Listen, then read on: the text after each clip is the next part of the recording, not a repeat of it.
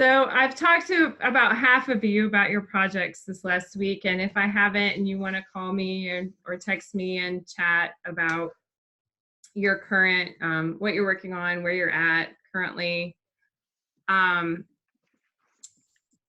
please do so. But I think I told Fonda earlier that our family's science project this week was to perform an autopsy on a squirrel. And so my children have multiple different preservation projects going on for the pelt and the head and the feet. And so we've been in the middle of doing the next steps of all of those. And so we're just settling into our evening here. And I know I say this every week, but God, the pollen is so bad, y'all. And I have never been like this before, but I just am going to keep wiping and coughing. And my son brought me a seltzer water. Joy, I watched that video you sent out, and it looks like you're in such a beautiful place with all the birds chirping and everything. It really is. Thank you, Amy. It is. I have to say, if you have to be isolated somewhere, it's pretty idyllic. It's the basically there's a historic home not far from here, and a historic preservation trust bought all the land around that home to make sure that nobody would develop close to it. So this is how poor people get to pretend they have property. Right from the edge of my yard to the river is owned by that preservation trust. So it's like, I have these woods that aren't technically mine, but we live in them. Wow, that's great.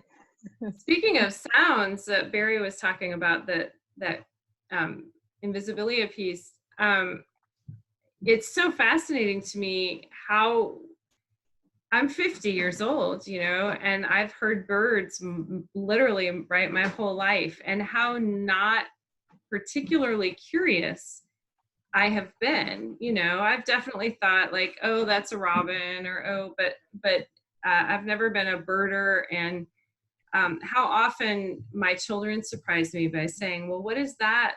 What is that little plant with the tiny, tiny little yellow flowers? And I think, oh gosh, I don't know. Seen it my whole life. It's a weed. I don't know what it is, right? And just really noticing, like, there is so much around us all the time. And maybe that's the benefit of slowing down a little, is to really pause to say, what is that bird? And it's really hard to figure out if you can't see them, if you're trying to do it by sound. If one of you could invent the app where you can upload a little audio clip and it identifies the bird for you, that would be really cool, because that's what I need. It's really funny. Since I moved here from Arizona, in Arizona every morning, especially in the springtime and summertime, you hear mourning doves. It's a very particular sound, which I didn't realize I was used to until I moved here, and I haven't heard them in months. And so actually my parents the other day sent me just a video recording of the sound, which was really cute and really nice. And so that's such a really sweet awesome story. Yeah. Totally. Yeah, we used to live next to I have lived next to a train track and next to an airport. And in both cases, people would say, like, how do you deal with it? And we'd say, what train? Or what, like, you, after a while, you just, tune it out. You don't notice it. And there's some benefit to that, because as we've said many times, if you pay deep attention to every stimulus, every piece of sensory input, you'd go crazy. But also then there's a loss. Like, you realize, oh, I appreciated the sound, but I quit stopping to appreciate it till it wasn't there. And then I had to say, what am I missing? So, okay. So I don't know if y'all saw I'm still just gobsmacked. I have had this blog for this class for at least 10 years on the same WordPress site. I've never had anything like this happen before. And out of the blue, they shut my entire blog down. I can't access it. I can't pull anything off it. I can't move it someplace else, nothing. And said that I violated their terms of service, which I assume is because I accidentally shared something that was copyright protected. And I try really hard to be careful about that. You know, I try to ask for permission from authors before I share their work, or I try to find a place. Like, I didn't upload a screenshot of Natalie Goldberg's piece from Wild Mind. I found a place where it was available online. You know, like, I really try to think about that, but whatever, something I did wasn't right apparently. And so they have pulled my entire blog off WordPress, and so far they have not talked to me about it. I've sent them 3 messages saying, what is happening? This is insane. So I will keep you posted. But if you tried to go there and couldn't get there, that's why. It's a crazy time. So my plan for tonight is we're gonna talk about the movie, and we're gonna hopefully share a few elevator pitches. I find often people are a little shy, but I feel like, hey, you know, we're all gonna do our thing for each other in just a couple of weeks. This is such a great practice. It's like a minute, and you're done. If you don't like public speaking, it's like a great way to just stick a toe in and be over really quickly. So I want to really encourage some participation in that. And then I want to talk, hopefully we'll finally have time for our case studies that I try to get to every week, and we haven't yet. But if not, we'll do those next week. But I also want to give you some information and advice, and talk a little bit about, you know, crafting story, and how do you talk to people about what you're doing, and what are some of the options, because there's not a right way for putting that story of your project together. So that's my plan for tonight. So what did y'all think about Stranger with a Camera?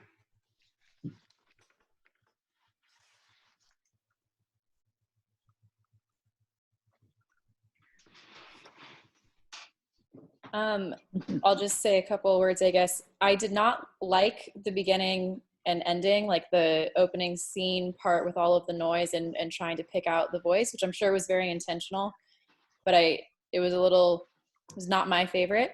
Mm-hmm. But overall, I thought it was interesting to have different perspectives on the same story, telling the story throughout, so that you're kind of gathering bits of evidence, probably how the filmmakers did themselves. And yeah, so I overall enjoyed it, but I just really didn't like the beginning, opening, credit scene area, and then the ending. Kind of chaotic. Yeah. Yeah. It was stressful. That was the word that I wrote down. Okay. Okay.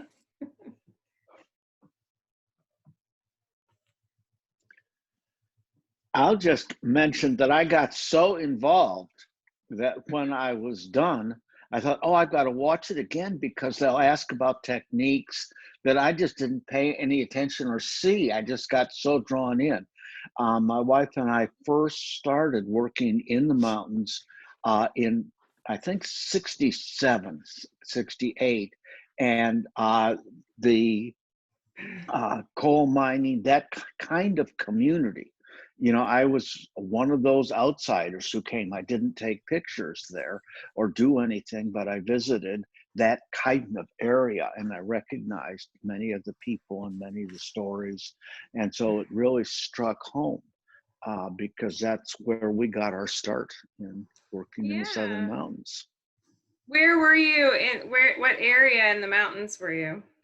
We actually went to the Teacher Corps in East Tennessee State University. And did a teacher corps 1.5 years there, which is just outside of Johnson City, Tennessee. But we spent a lot of time, I think they called it the Council on Southern Mountains, which was dealing with many of the issues on strip mining. We met several times in Kentucky and West Virginia to look at coal mining issues and the issues of the people there. And then we ended up getting jobs just outside of Murphy, North Carolina. Hayesville is very close to Murphy, and people don't know, but it's the very southwestern tip of North Carolina. And we spent 20 years there. Yeah, cool. Yeah, I appreciate you saying that. As I've said many times, part of my job, I feel like, is to ruin documentary for you a little bit, in the sense of just innocently watching it and consuming Yeah. it, you know.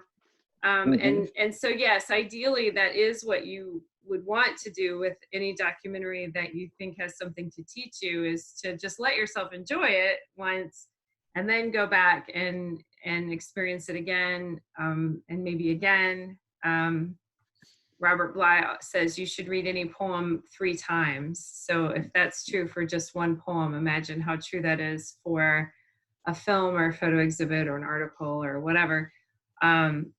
So that you can start noticing those things, Barry, like you're saying, like technique, and, you know, how did they put the story together, or what's the lighting, you know, whatever the thing is that you're wanting to tune into. So um, yeah, if you realize you're sucked in, then that means, oh yay, it was really successful, and now I need to go back and try to figure out what Yeah. did they do that was really successful about that.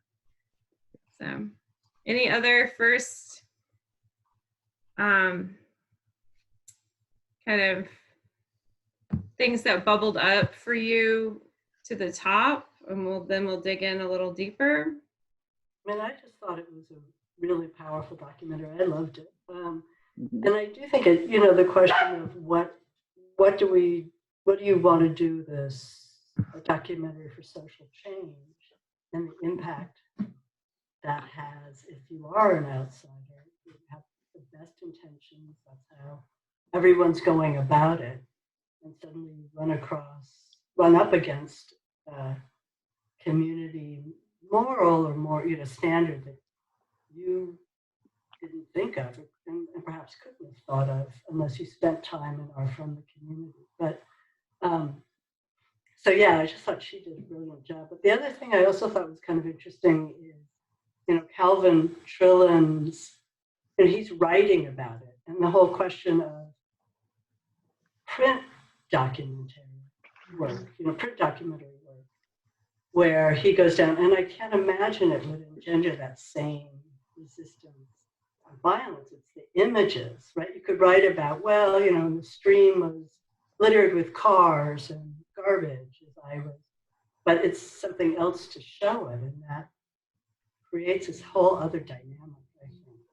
And so it's also interesting to me, which I hate to always go back to my work, but, you know, crime, which is something I've always been interested in. If I were a different person, I would write a law review article about it, is crime scene photographs. So when they show, there was a psychology study where they had 3 different options. And they had students where you either just read a trial transcript, you saw black and white photographs, or you saw color photographs. Mm-hmm. And the jurors who saw the color photographs were much more likely to convict than those who either just had the trial transcript or a black and white photograph. So I just think it's an interesting tension there too, between you want to show it, right? And yeah, that is potentially problematic. So she raises lots of ethical questions in this film. And when those of you who took the traditions class, we talk about Bill Nichols' 6 genres of documentary film. And one is the reflexive documentary, which is a documentary that asks questions about the act of documenting itself.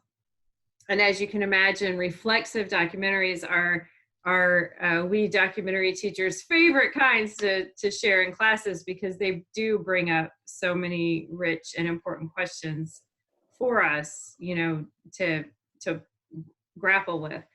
And so this question, and that you're kind of touching on, about what are our responsibilities as documentarians. It's really easy, and it's been the tradition, as we talk about at length in the traditions class, to say, well, you're good if you were just objective. And then we can look at all the ways that, you know, objectivity, is that ever really possible? You know, what does that really mean? And so how do we wrestle with, we want to show something that's hard. We want to reveal a social problem or a difficulty. And how do we do that without shaming the people that are involved with that problem? How do we do it when we're aware, as you were mentioning, Anne, that just these little decisions we can make can so vastly change people's response? So, you know, we have so much power over how people see and understand what we're trying to talk about, even just whether we use color or black and white, what we choose to focus our camera on, what we leave in and what we leave out, what we foreground, you know, all of these choices, all of these editing choices are also ethical choices. And so, you know, what are our responsibilities there to do that well? I think is a big question she asked in this film. Anybody else with just yeah, Lorenzo? I'm like Barry. I was hooked from the beginning. When they spoke to the gentleman who had just come home from the coal mine and had the soot still on his face, and they kind of like alluded to what happened, and then they went back to tell you the story. Mm-hmm. So from that point on, I was like, you know, I need to find out why did he do it, and then how did he know that they were there? So like I had to watch the whole thing. I was like into it to find this out. I'm so glad you said that, because one of the things we're going to talk about tonight as a storytelling strategy is that the brain is hardwired to want to know what happens. You know, we want to know what happens next. And so if you tell the whole thing at the beginning, people, you know, go, okay, well, now I don't need to watch it, right? So that's one thing she did really successfully is like, and if you think about it from a storytelling perspective, and I will say it took her a really, really long time, years and years, to finish this film, largely because she could not figure out how to wrestle all of, you know, she had all this stuff about documenting Appalachia. You remember we talked earlier about if you have a topic where people may not be familiar with the background of the topic itself, and you need to spend some time just telling them about the background, that it makes your job a little more complicated, because you're not just telling this story, but you're like, well, okay, well, first I have to tell you the ground that the story takes place in. And we saw that with When the Levees Broke also. So she's like, I want to tell you about this history of documenting Appalachia and why people were kind of head up about it. And then I want to tell you about this encounter. I want to tell you about Hobart Eisen. I want to tell you about Hugh O'Connor. I want to tell you about me, you know. And she was just like, I can't figure out how to make this go into some kind of narrative arc and story. And so it's very interesting to notice that what she finally came up with was not chronological, right? And so as you're thinking about what's the best way to tell my story, it's not always, well, I'm going to start at the beginning and go through, but often if you start at the conflict point, you know, so you started at this moment of, oh my God, what had just happened? Why would somebody do that? What? And now I'm hooked to go into hearing the background, to finding out about the decades of documenting Appalachia. You can imagine if you started there, let me tell you about the history of documenting Appalachia, you know, that maybe you would have stuck around till you got to this, or maybe not, right? And we saw that with, also with, if you watch the beginning of Granny's Got Game that I sent you the link to, you know, she had this background information to give you about how women's basketball works, right? How girls basketball used to work. And I'll tell you, I actually played basketball in Iowa, which is one of 2 states left in the country that still plays women's basketball this way. So I know exactly how this works, but most people don't. So, you know, but she didn't start Granny's Got Game with, in the olden days, with all that historical footage, you know, and here's the context, here's all the history, and now we're going to start telling you the story. So it can be very natural for us to want to do that, but if you look at how people often put stories together, it is not as common. And the reason is, as I've said many times, people care about people. They don't care about issues. They don't necessarily intrinsically care about topics unless they just already do really care about a particular topic. So what people's strategy is to get you hooked about the people, right? Either I want you to care about these women, these amazing women in their 70s, you know, out there, and now I'm interested in hearing about what they did in high school. Or, you know, I want you to hear about this moment of conflict, and now I'm interested in hearing about why that happened and what led up to that, right? So as you're thinking about how you string a story together, it's very interesting to notice the ways that other storytellers do it. And in this case, as Lorenzo said, you know, she starts with the murder, and it's interesting because she tells that story again, right? So it's not only just I started there, but I started there to bring you in, and then I go back and I walk you all the way through, and then I tell the story of that encounter all over again when we get to that point in history. And another thing she does that's interesting is she doesn't try to figure out whose version is right. You know, she lets different accounts and different perceptions stand. So one person says he held the gun with two hands, and one person says he held the gun up on his arm, and you know, there are kind of these differences in how people explain what happened. She doesn't try to compact that down or sort out like what's right. It's just she lets that sit and lets you as the hearer and viewer, you know, decide what you think probably happened. So I think all of those pieces are really interesting from the standpoint of storytelling and noticing, you know, what your options are for putting a story together, even a story of the project you're working on. Yeah, Fonda? I like that. For me, I thought that it was really interesting to talk to the daughter of, you know, who lost her father. I just thought that that was a interesting spin to the story, to kind of, you know, it's always kind of important to look at both sides, but I just thought her input into that was just really, it just was a different shift that I didn't think about. And I thought that that really added a lot to the story, in addition to some of the comments that people made, like, you know, because I really was listening to, like, you know, the way that the dialogue was going, because, like, you know, you heard the words murder in there.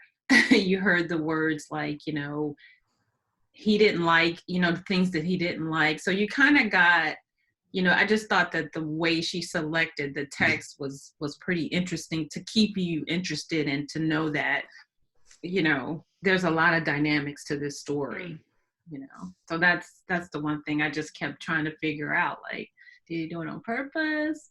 Well, this guy said he murdered him, and then this woman said so-and-so, and then this woman said so, and then the narrator herself, she was like, I wouldn't want my picture taken, you know. She said that. She didn't think that, you know, but then she was documenting it. So I just thought it was like a very good, it kept you interested with all the questions and the different quotes and the things that people were saying. I thought it was very interesting. Yeah, I love that you said there are a lot of dynamics to this story. And I think that's maybe the thing that interests me most about this film, is how much I would say this film is important even when it fails for what it's trying to do. So I have some issues with the film, because as I've said, I am Appalachian, and so I can get into a little of that, where I feel like what she's trying to hold a lot of things in tension, a lot of dynamics, just like you said, right? And there are some times when she's just not able to do it, and they kind of collapse. Yeah. I would say they collapse under the weight of our society's emphasis on something else you also said, that both sides of the story, on how much we are trained to think in twos, to think about both sides instead of like a complicated, you know, orb of lots of factors, right? We don't hold that easily. So if you asked yourself, like, well, what are the both sides of the story? Like, what are the two sides to the story? You could say it's insiders and outsiders. She talks about that, right? People who come in from outside and document Appalachia and how people in Appalachia feel about that. But she also talks about class. And she tries really hard to be very honest about acknowledging herself as the upper class and, you know, saying I lived here, but this was not my reality. And so this is something, and we talked at the very beginning of this class about communities are not homogenous, and how do we talk about a community while understanding that, you know, if you're speaking to one person, are they speaking for the whole? Like, which part of the community do they represent? So she tries really hard to delve into that. She shows us some aspects of how people like Hobart Eisen may have been benefiting from the situation, from the exploitive situation in Appalachia. And so there wasn't just insider outsider geographically, because even inside you had different layers, right? You had the people like Mason, the coal miner, and then you had people like Hobart Eisen and his lawyer. And then, but if you look, this is what I think is really interesting and where the film falters a little bit. If you look at who tells the story in this film, so if we start with the structure that she sets up at the beginning, it's insiders, poor people in Appalachia, and outsiders coming in and exposing their poverty and making them feel badly about it. And then she goes in a little bit and says, well, actually, some of those insiders may have been benefiting from that poverty and some were not. But if you look at all those people, who is it that gets to tell the story? How many of the poor coal mining Appalachians that she starts off talking about do we hear from as characters, direct characters in the film? Like, who tells us what's going on? The coal miner kind of told you kind of like a little bit, and then there was another person that told you, the guy who took had the baby. He said a little bit about like that, and then it was one other person. It was another man, I think, but she gave a lot of commentary about. So she talks a lot, which, you know, John Biewen talked about. So he talked about this last week, the pros and minuses of a narrated piece, right? So the plus of a narrated piece is you can keep it moving, you can explain what's happening, it's very efficient. The minus is you're telling people what to understand about something. You're saying, this is what's going on. So we go back, those of you who are in traditions, you're going back a little bit to the 19th century anthropologists saying, this is what happened here and this is what it means, and you can trust me because I was there and I saw it, right? So that's the disadvantage of narration. But so yeah, so she speaks a lot. And we have Mason, who's the coal miner, who, so it's a little hard sometimes to tell, but he is the man dandling the baby on his knee at the beginning. That is from Hugh O'Connor's original footage. That's what he shot, and that's who she interviews later, is that same person. But then we don't really hear from anybody else from that class of that community, right? All the other people who talk from that community are the educated middle and upper class, right. The editors of the newspaper, the lawyer, Hobart's relatives, and let's be clear, Hobart Eisen was a slumlord, right? The widow of the other lawyer who wrote the book, Night Comes to the Cumberland. So, you know, it's interesting to think about, well, why are those the people who tell the story? Is it because they tell it really well? They have an ease of speaking that's easy for people to hear.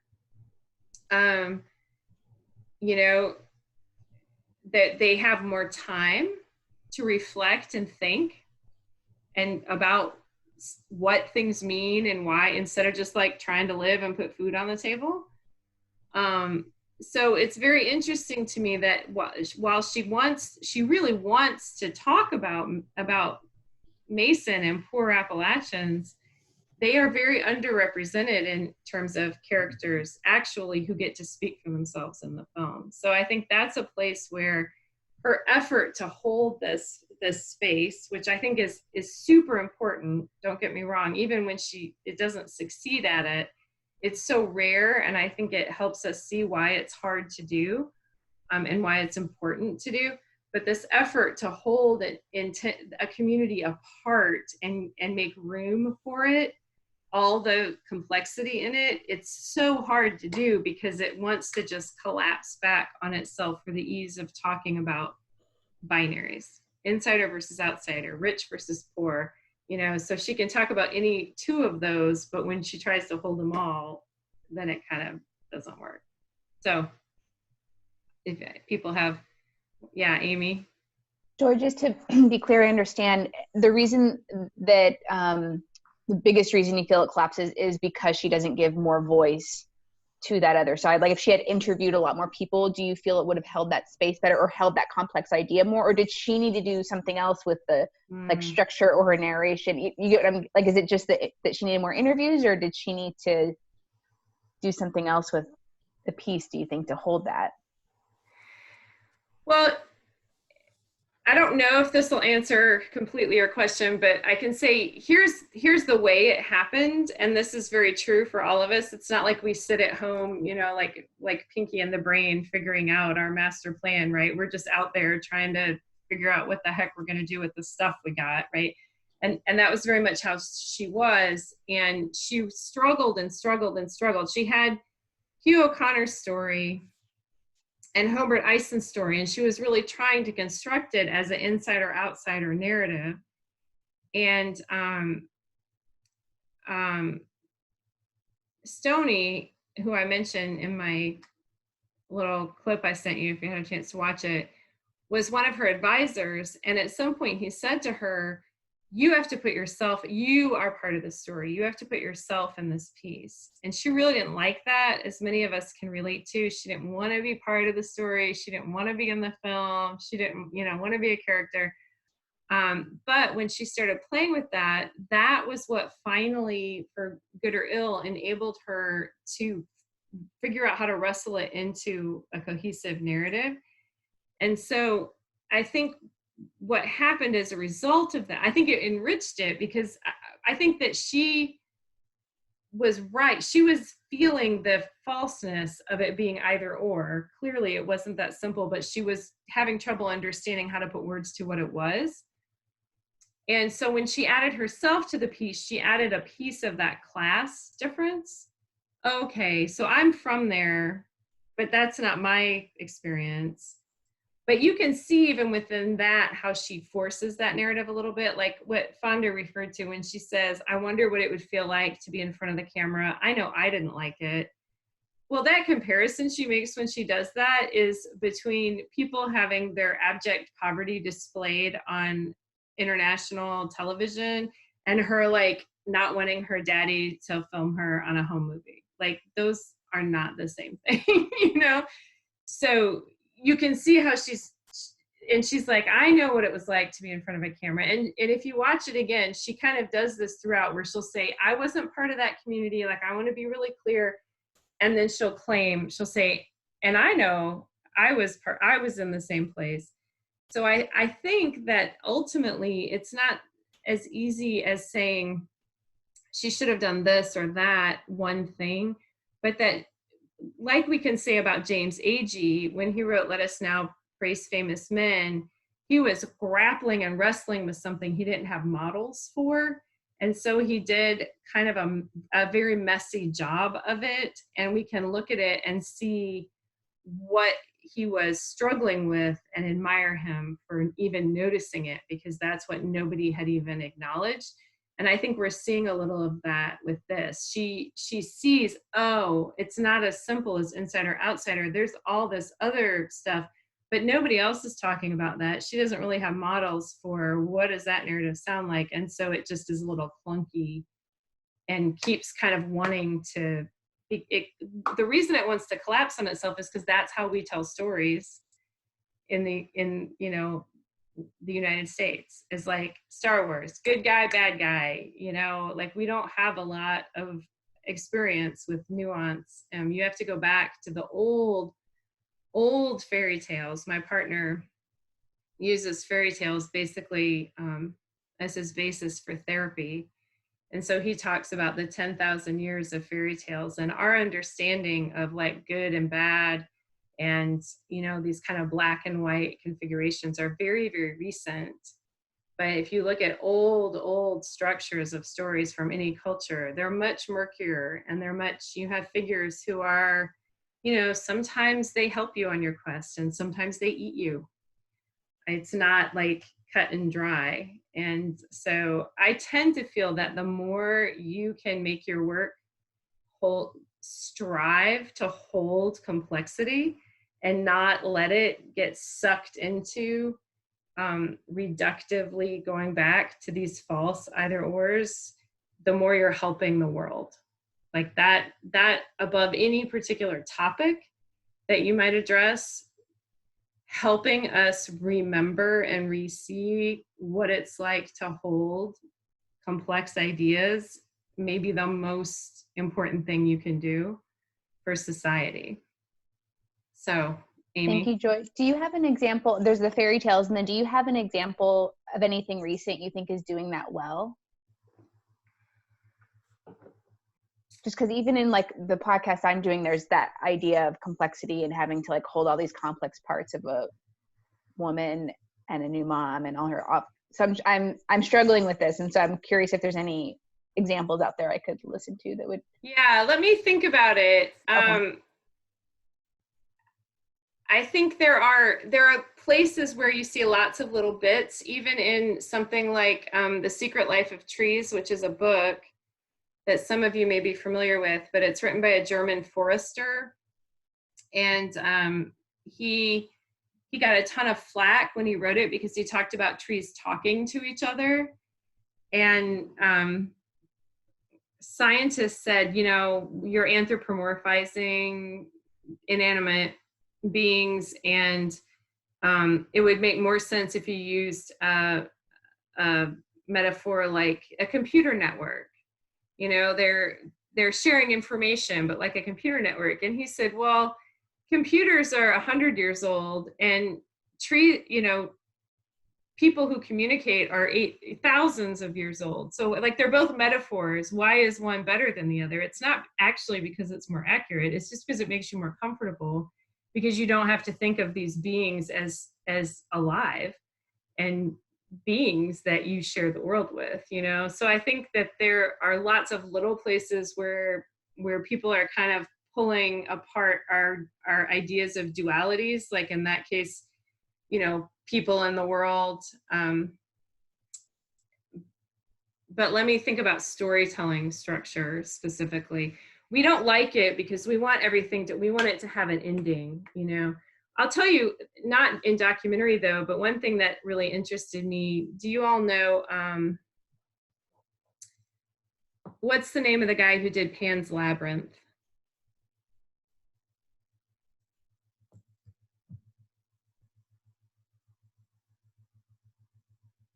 Yeah, thank you. I could tell Anna Teresa knew. Del Toro made the movie Pan's Labyrinth. And have you seen it, Pan's Labyrinth? Okay. It's a great movie up until the ending, and then I hated it. I was so angry. But our culture has this need, like if you violate the social norms, you have to die. Like you can be the woman who's full of her sexuality and isn't ashamed, but then you have to be killed. So you have this girl who believes in the other world, and then all this stuff, and she has to die.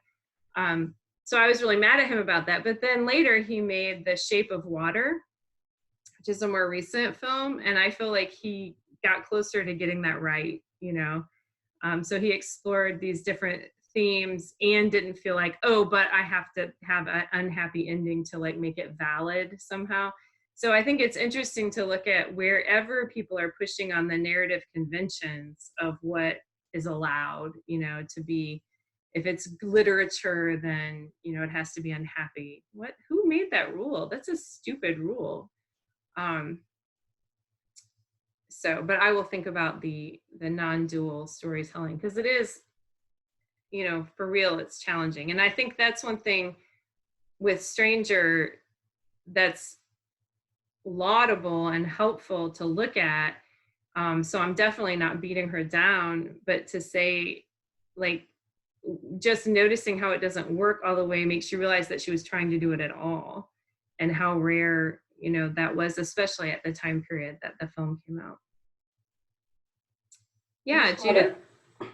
So I keep coming back to the idea of co-creation of documentary, and I don't really know exactly what that means, but there's always this dynamic of, you know, what's the story you can tell, and, you know, who should be telling the story, and how does the documentarian fit in there, bringing their piece to the picture, but in a way that doesn't shape it in this bilateral manner or in a single focus manner. I mean, I've been playing with that concept for months and haven't quite figured it out, but I think it's the right word. That some version of co-creating stories is really, I don't know, it's the kind of documentary that I'd be most interested in. And I mean, there's this urge to want to do your bit, and it'd be so cool and it'd be so wonderful, and you could do such a good job on that, and the story would be so wonderful. I mean, you get enthralled with your own ideas and what you can do, and the joy of making something nice, and that can overpower where it really ought to go. So it's a hard balance. Yeah, thank you. That's well said and seen. And I think we all need to be true to ourselves and be really realistic about who we are. So, you know, I've had many students who thought, like, love the idea of collaborative work, and you can get into it and then realize, I'm really not cut out for this. And that's okay. So part of it is knowing who you are. But I think that the quality of how do we co-create work is such an important question. And it also doesn't reduce neatly to, you know, either or binaries. So right.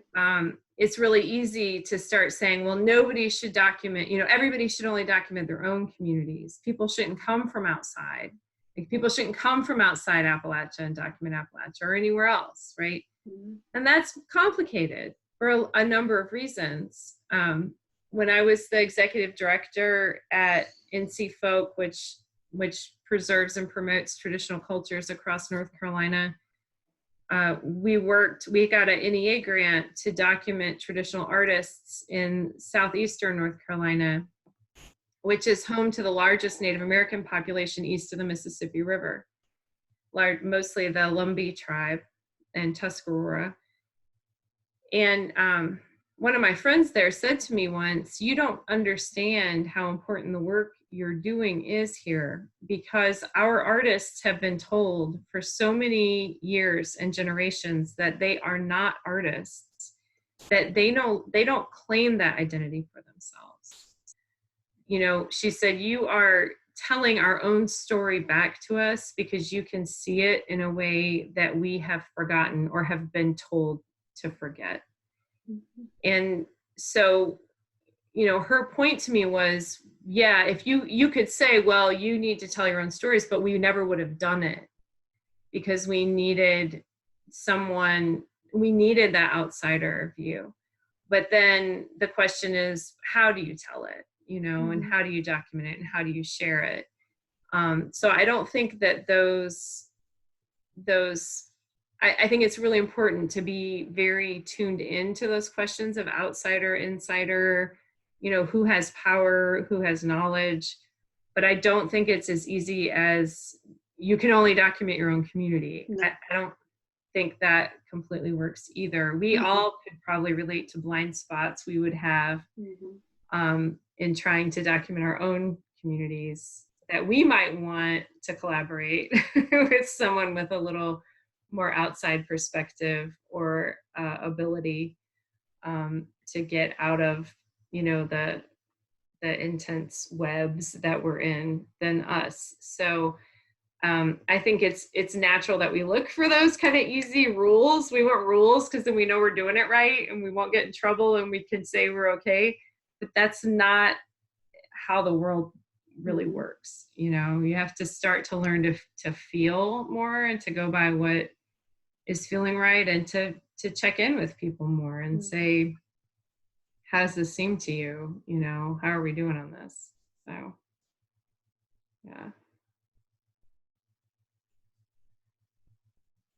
So let's talk a little bit about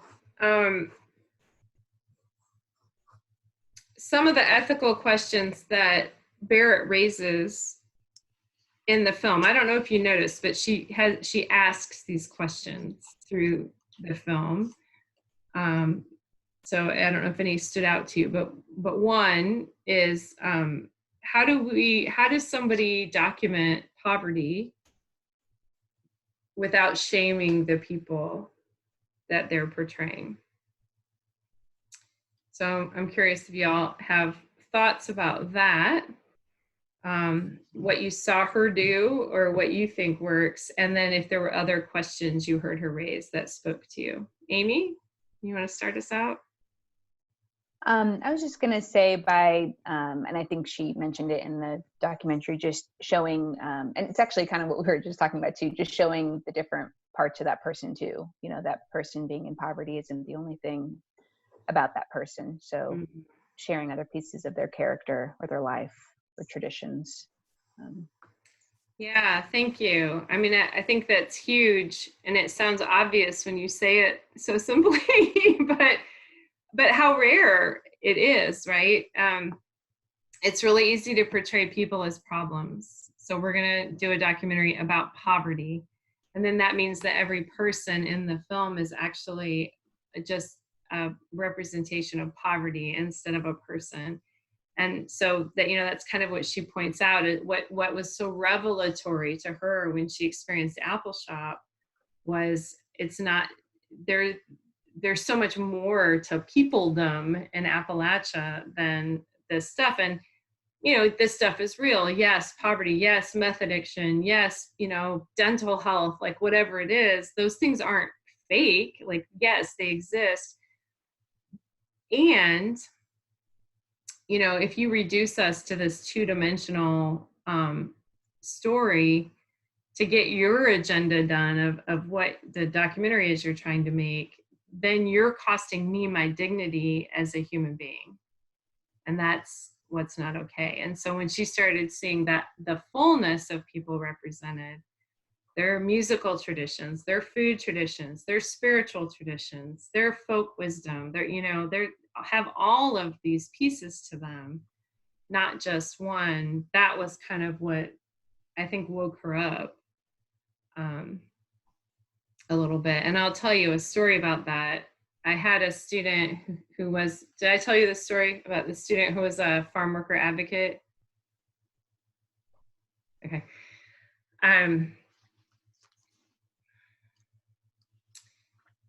She said, I think I might have to quit my job because in a conference where she was speaking, she said, should I have been out in the fields when I was 8 years old? No. Were these things wrong? Yes. Like, yeah, that was okay. And also, I'm like, I have to say, there were some things that were beautiful about my childhood. My family was together. I spent all day. I wasn't separated from my family for hours during the day. And I had a sense of pride. I felt like I was contributing to the family and that I was working and doing something that mattered. And immediately the other people at the conference shut her down. I was like, you cannot tell there is no room in our narrative for that story, which is your reality. Because we're trying to talk about how oppressed farm workers are and how horrible it is. And so you can't talk about there being beautiful moments. You're fucking up the narrative, right? You gotta keep it clean. And I had another student whose son has mental illness, and she was saying that she feels very frustrated because mental health advocates will use kind of tropes and narratives about people with mental illness to try to get legislation passed. So they're willing to lean into crazy people might be dangerous, for example, in order to get this legislation passed to expand the number of days that you can stay in the hospital, for example, before your insurance kicks you out, or, you know, whatever. So, and she was saying they don't realize the damage that does. They are just thinking about getting this law passed, and they don't realize the effect of that the narrative they're promoting on my child, right? So I would tend to say, if you need to diminish the humanity of the people you're advocating for in order to advocate for them, there's something wrong with your advocacy, you know? Like that's a clear, I would say, I don't often tell you shouldn't do this, you ought to do that, but like that's one where I would say, you know, here's a clear rule to live by. So then the question is, so how do we do that? How do we tell, and this goes back to the complicated stories, but how do we say, yeah, you know, this isn't okay. People can be in crisis and need additional mental health things without needing to say it, or they might go, you know, you might be in danger of them. Or how do we say, yeah, there can be some amazing things about working with your family, and that doesn't mean anybody should be doing that when they're 8 years old. So how do we train society to hold, you know, more complex stories? But that, I think, is one of the biggest points she makes in this film, is we have to be three-dimensional about people we portray. You know, we have to not give in to the seduction of compressing them to problems, and always figure out how we're telling their story as people.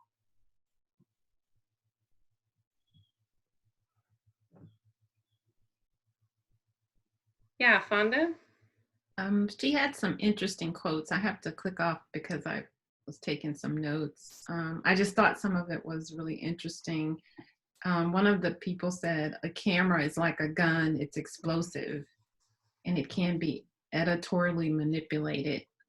It tells the story, it tells a story, but it never tells the whole story, but it doesn't lie. So I thought that was one of the ones that was kind of, that really resonated with me, that like when you show these pictures and things like that and how you try to capture it, I mean, you can kind of tell a different story, you know, a little bit if you are doing film.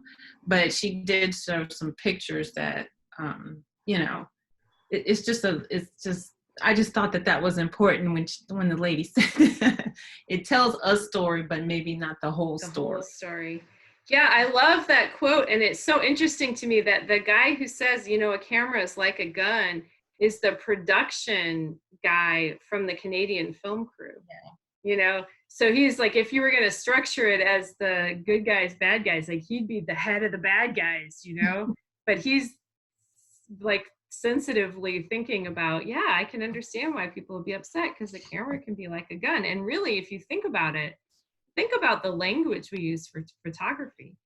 Capturing the moment, getting your best shot, taking a picture, you know, it is extremely extractive and exploitive and even violent. And Roger May talks about that he always, he has trained himself to talk about making a picture. Would you mind if I made a photograph with you in it instead of taking your picture? Can I take your picture? because of just being tuned in to the underlying language and nuance to that. But yeah, so like, these ways that just the very, like almost embedded in the language of photography is this idea of, I'm gonna get something from you, I'm gonna get this good stuff. And it's not just photography. Was this amazing oral historian in North Carolina named Eddie McCoy. He was from Oxford, North Carolina. You can look up his archive at UNC. I don't know if it's available online, but he did amazing oral histories predominantly with older African Americans in Oxford and surrounding areas. But when I heard him talk in person and got to know him a little bit, and he talked about getting the goods. He had this, like, people are going to die and we need to get that out of them. We need to pull that out before it's too late. And it was a little like, oh, Eddie, this is ethically ambiguous here. What if he would trick people to like get their stories. He didn't care. He was very much like, propriety demands it. We need this. But that quality of like, we got to get it. I gotta get it, can be a hook to the detriment, I think, of documentarians in any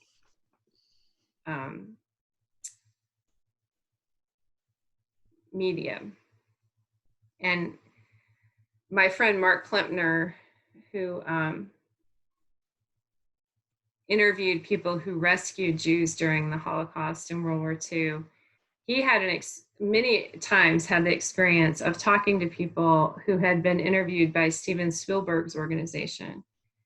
And they really had that kind of drive of like, we got to get it. We got to get the story. You're going to die. You're 90. Come on. Like, this story is more important than you. And he had people who wouldn't talk to him because they had had such a negative experience with those folks. And they would say, I'll talk to you, but like, I don't want to talk about this. Like, here's this one thing that's off limits for me. And they would kind of, go at it and be, come on, like, you got to give it to me. And they said, I won't ever do another interview again. And you think about what we've lost. We talked before about the history, people's history of being documented, but so that quality of like, you don't have the right to your own story. What am I trying to get this story for? Is a question you may run up against. You may hit that point where you feel that like Lorenzo said at the beginning of class, like, I want to know what happens, like, it's this very strong drive, but I want it. Come on. And it may be really important to your project even. And so how do you decide when somebody says, I can't go there, or I'm not willing to share that part of my life with you? What's your response to that? That's important for you to think about and decide, because it may come up. It's pretty common, actually. Yeah, Sarah. Something that I think you started to touch on that I don't know if it was directly addressed in the film, but it's just something that I've been thinking about a lot with my own project, and I was also thinking about with this film is kind of the power of self-representation. And it's a bit also of what Amy was saying, I think, about showing that there's more than just poverty to this population or to this group of people, or there's more than X with whatever project or thing you're doing. And I think it's really important to not just show that, but to allow the people there to show it themselves and to tell you what they want to show, and to take back the agency of self-representation, because a lot of times that gets taken away from them in many different forms.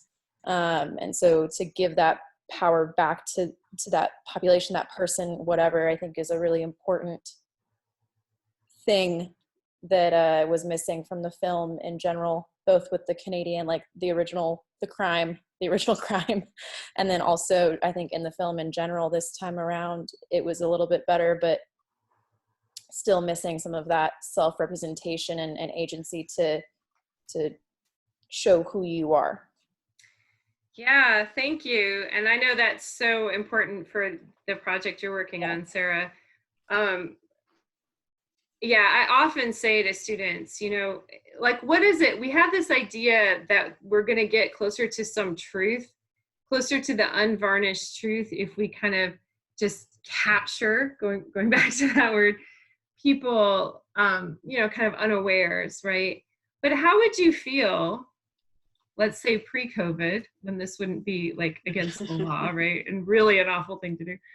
But how would you feel if I just showed up at your house at 6 o'clock on a Saturday morning, or just waited outside your house for you to come outside, you know, in your bathrobe or whatever, and then took that picture of you and then held that up as your representation?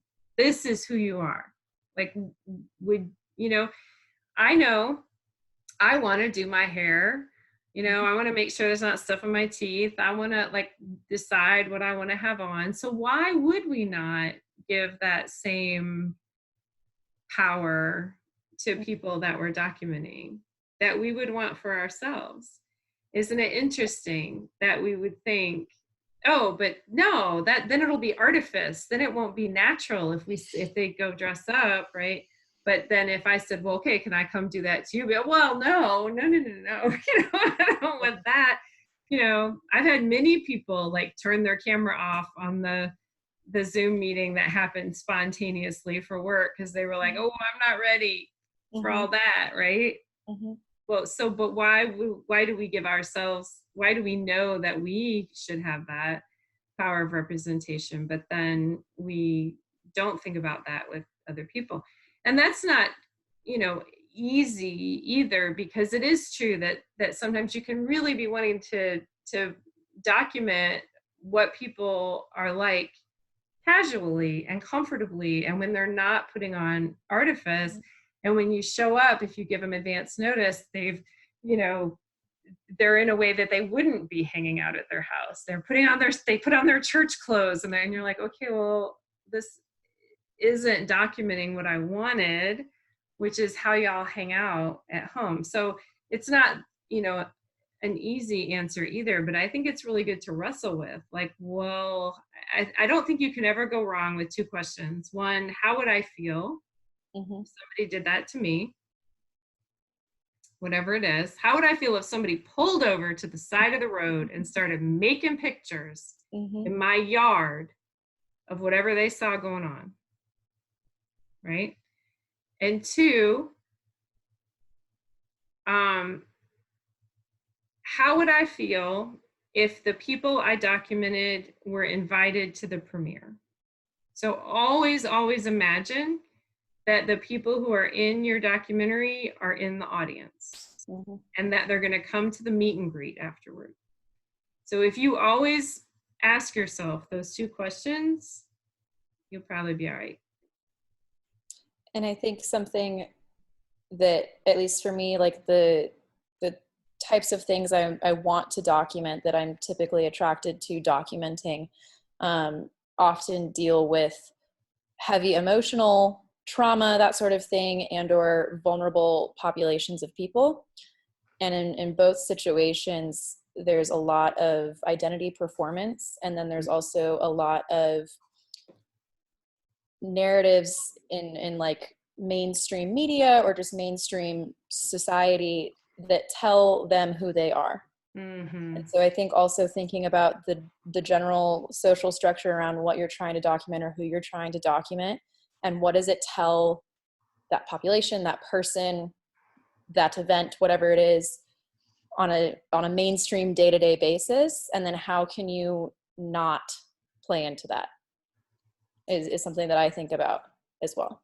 Yeah, thank you. That's a great thing to say and to think about. And I think that goes also to the idea I think we've mentioned before about, you know, journalists can talk about having a balanced view, but balance doesn't always mean giving the same weight to to each side, which again, notice that's an assumptive binary.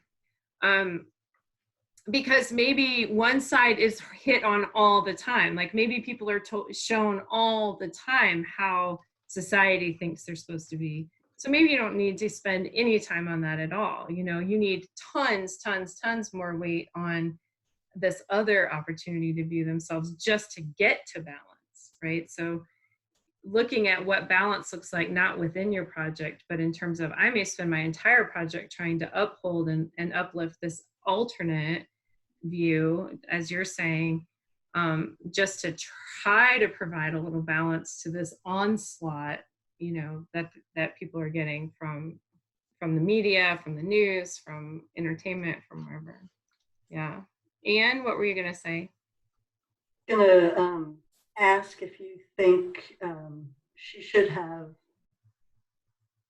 talked to people who were I guess, because I think she did raise those questions of like who gets to represent, and most of the original interviews that she did, I thought she all did dignity, and Mason, I think, is you know, he's given respect, as well as the newspaper editors. So she's both telling a story from the community, but embedded in all that, of course, are all of these images that raise all of these questions. So, you know, when you talk about the poorer residents of the community, would you have thought she should have had more interviews with those people about how they viewed their representation in the mainstream media? Or, you know, I just think it's kind of yeah, she was trying to balance a lot. Yeah, she was trying to balance a lot, for sure.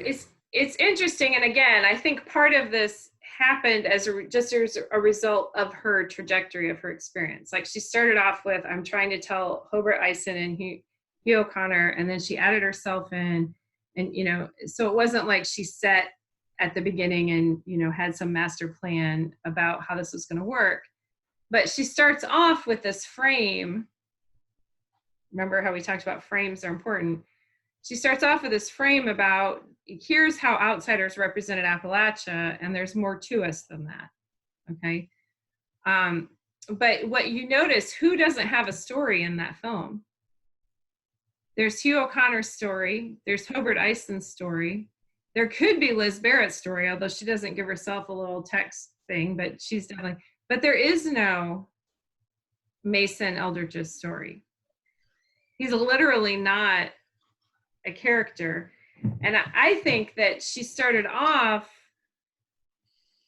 I think she discovered this greater diversity as she was trying to make the film. And she didn't have the ability to go back all the way to the beginning and try to figure out how to redo the whole film kind of to reflect it.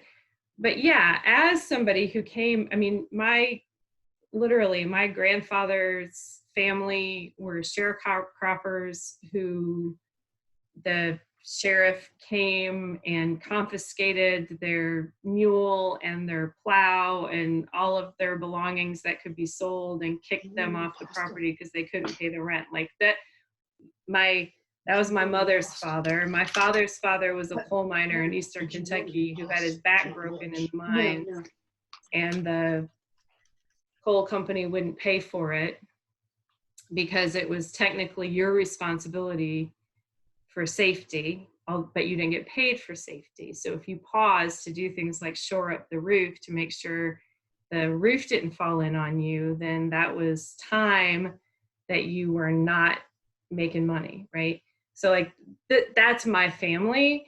So I definitely have a particular perspective when I look at her depiction of Appalachia, and I notice very clearly how she starts off talking about, you know, these kinds of folks, but then those kinds of folks aren't in the film, except for Mason. He's the only one. So yeah, I think if you want to make the point that there are working class folk, and you know what's interesting is was Mason mad that they were coming in, right? He was like, yeah, I thought this was a good idea. Maybe they come in and get some factory jobs or some other kind of options and break the coal mines monopoly, right? So, I mean, he's not dumb, right? He's super savvy. He's thinking about it. So you can't structure it as the insiders are mad that they're being portrayed as impoverished. The impoverished people weren't the ones who were mad. It was the people with money who were preying on the impoverished people that were mad that people were coming in and documenting the poverty, right? That I think, as I said, she tries really hard to explain that, but it kind of keeps falling back in on itself a little bit. That's my only complaint I'd make about it. And as I've said, coming from an extremely strong point of view of my own, but it's also super interesting because she actually tried to interview Mason's family. She tried to interview his daughter, who was the little baby sitting on his knee, for example, and she refused to be interviewed. So she did try to include some other people, but at the same time, it's not like there weren't a whole lot of people there. I don't think she went around and said, hey, I think she just felt like I have too many voices already. I can't add anything else. And I just think it's unfortunate that the voice that got cut because it was unwieldy to try to add anymore was the voice of the exact people that she starts off talking about, of impoverished Appalachians. I guess that's what I'd say.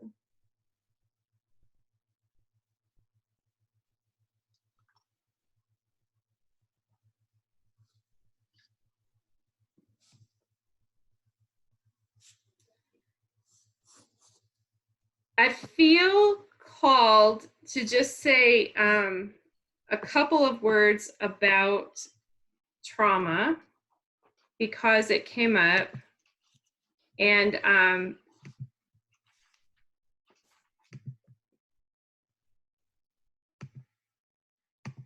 sorry, I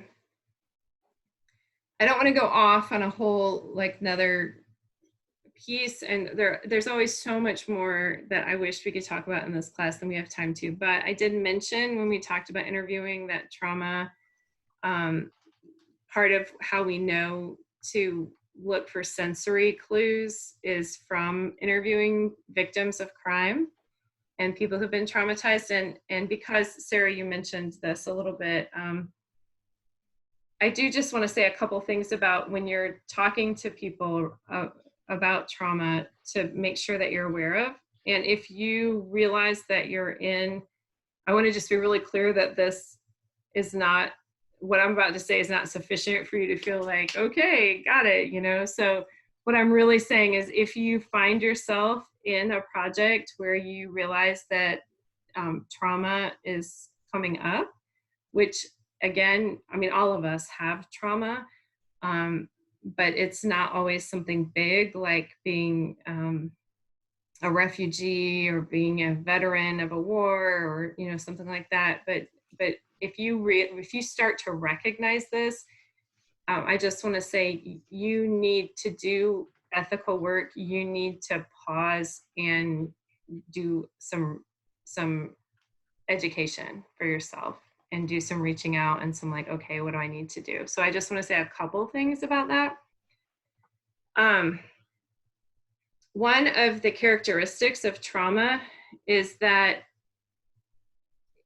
basically it's like you get on this merry-go-round and it keeps letting you off at the same really awful place, right? And so there is a very, very strong drive to try to get back on that merry-go-round and have it get off someplace else. There's a very strong drive to have it be different.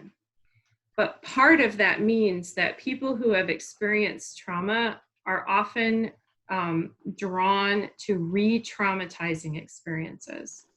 So drawn to things that are similar. And that's just a good metaphor for you to, as a way to think about it. It's like, just imagine that it's like, I just really need to have this merry-go-round get off at a happier place this time. So I'm going to get on it again because I want it to do that. And so what does that mean for you as an interviewer? Well, you can't just say, but they offered that story. I didn't ask them to tell that story. They volunteered that story. Okay, you need to realize that if you're participating in someone re-traumatizing themselves, you're participating in someone re-traumatizing themselves, even if they started it. You just need to understand that that is a drive. And so someone telling you, especially if it's kind of out of the blue, like you weren't even at that level of really knowing each other yet or going deep, and then all of a sudden they're telling you this really painful or stark experience, like that should just be a clue for you to say, whoa, okay, that might be what's happening here. And it's okay to stop. It's okay to say, wow, I feel so honored that you shared that with me. That was really powerful and painful. And I'm really aware that we haven't been talking that long. And I'm wondering if maybe it would be good to just slow down a little, right? It's okay to do that. It's okay to say, wow, I'm so honored that you shared that story with me. And I feel like I need to make sure I'm ready to hear something that deep and powerful. And so I would like to, just take a pause a little bit. Like, it's okay to do that. And it's what's the ethical choice? Because you're going to be pulled to get the story. I want to get right. I want to get the goods. I want to get right. Here it is right here. They're about to tell me. And am I going to say, whoa, slow down? So I just want you to know that about how trauma works, so you can factor that into those decisions, because it is important. That quality of like, get it at any cost is there. The cost can be really big. You just need to be aware of that. Okay. All right. Questions about that? Amens, arguments, whatever. Joy, quick question. Yeah. As an interviewer, how would you say you could differentiate between someone sharing a traumatic story that is re-traumatizing versus someone who's sharing an intense story that they are comfortable sharing and it's not a re-traumatizing experience? Like, as an interviewer, is there a way to... Yeah, that's really hard, Amy, because the other quality that people who have been through trauma can sometimes have is you dissociate. And you've probably done this or seen it, right? Where if you've been through something really, really, really painful or intense, you find yourself talking about it in a way that's almost dispassionate, or like it doesn't matter. And I put it on the blog that got taken down today. My friend Mark Klempner, who I mentioned earlier, has a great article about recognizing when he reacts to this, where he is so startled as an interviewer by what someone's saying that he actually dissociates and tries to get them to stop telling him the story. But it can be really hard to tell the difference between someone who's told the story enough that they're comfortable with it and it's not upsetting them, and someone who is doing that in a way. I would say if you feel startled, if you're like, whoa, that's weird, like they're talking about being raped, like they were getting an ice cream cone, like if you feel like, whoa, then that might be a clue. Like, you don't know, but it might be like, whoa, are we getting ready? Are we about to get on that merry-go-round? Is that what's about to happen here? But it can be really hard, especially if you don't know people, if you're just, I don't think you can go wrong with saying, just making it part of your toolkit to say, wow,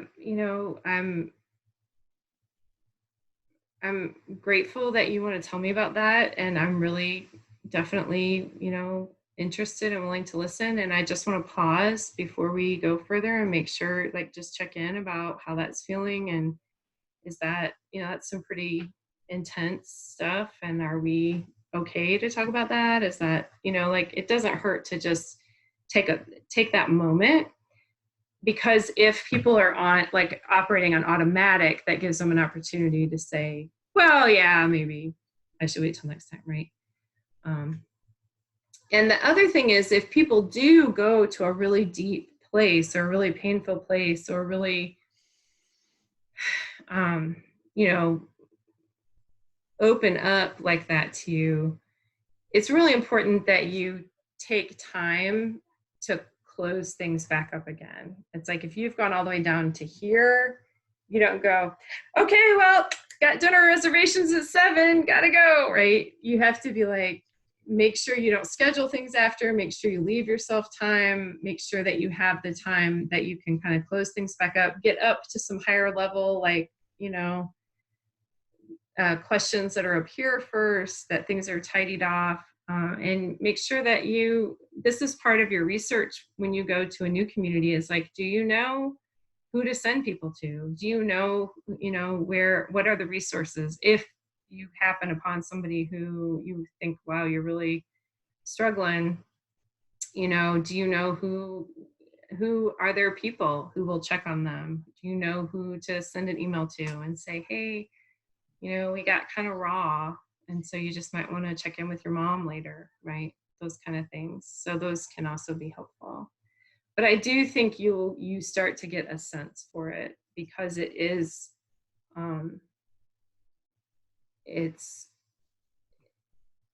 it often has this quality of suddenness or wrongness kind of to it, and you have to learn to trust your gut and say, that felt a little off to me, right? Which is another thing we have to retrain ourselves that we're not taught to do. Is that a little helpful? Okay. That is, yeah, thanks. Okay, so we're gonna shift gears. I will send you, there's great review of Stranger with a Camera by Larry DeRessa, and I put it on the website, but I will send it to you so you can read it, to just see what someone professional, makes of the film, and if it brings up anything else for you. I definitely think, as Barry started us off with tonight, you cannot do wrong by watching it again, noticing both the ethical questions and the storytelling and the technical, all the little pieces. Like, did y'all pick up on that kind of chaotic start that I think it was Sarah said you didn't really like at the beginning? That part of what she was doing was recreating his 5-camera method that later became the IMAX. So she has some, she tries to do some technical things in there too, to speak to, some elements in the story. So all that's interesting. And we could have a whole conversation about Calvin Trillin and whether you think he was a good addition or a complete annoyance. We won't go there, but like, I feel confident we could talk for 20 or 30 minutes about that, because, it's interesting though to think about why is he in there? Because it's like John Bewan said, because a narrator can tell the story so succinctly. He's a great writer. He has great description, which we'll talk about in a minute.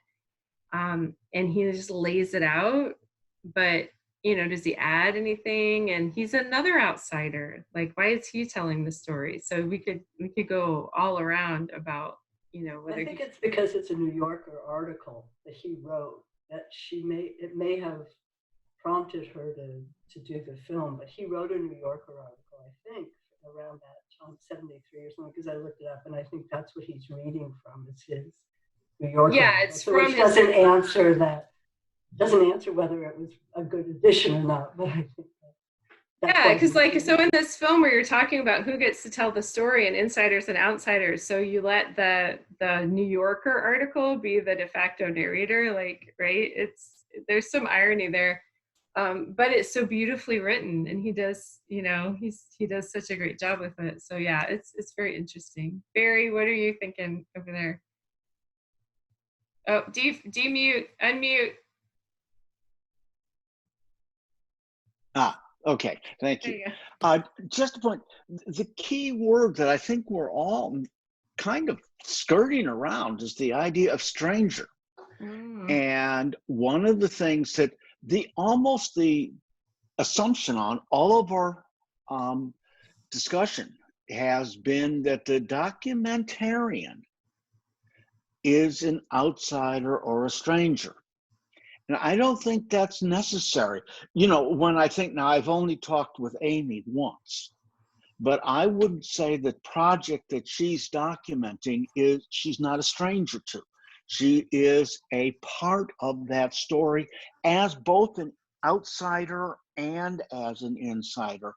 I think back of my most successful documentaries, and I lived in the community for 20 years. And so I was a Chicago boy. They all knew this. I never learned to speak in the vernacular. I never got the accent. I never really was an insider, and I was a geek to boot.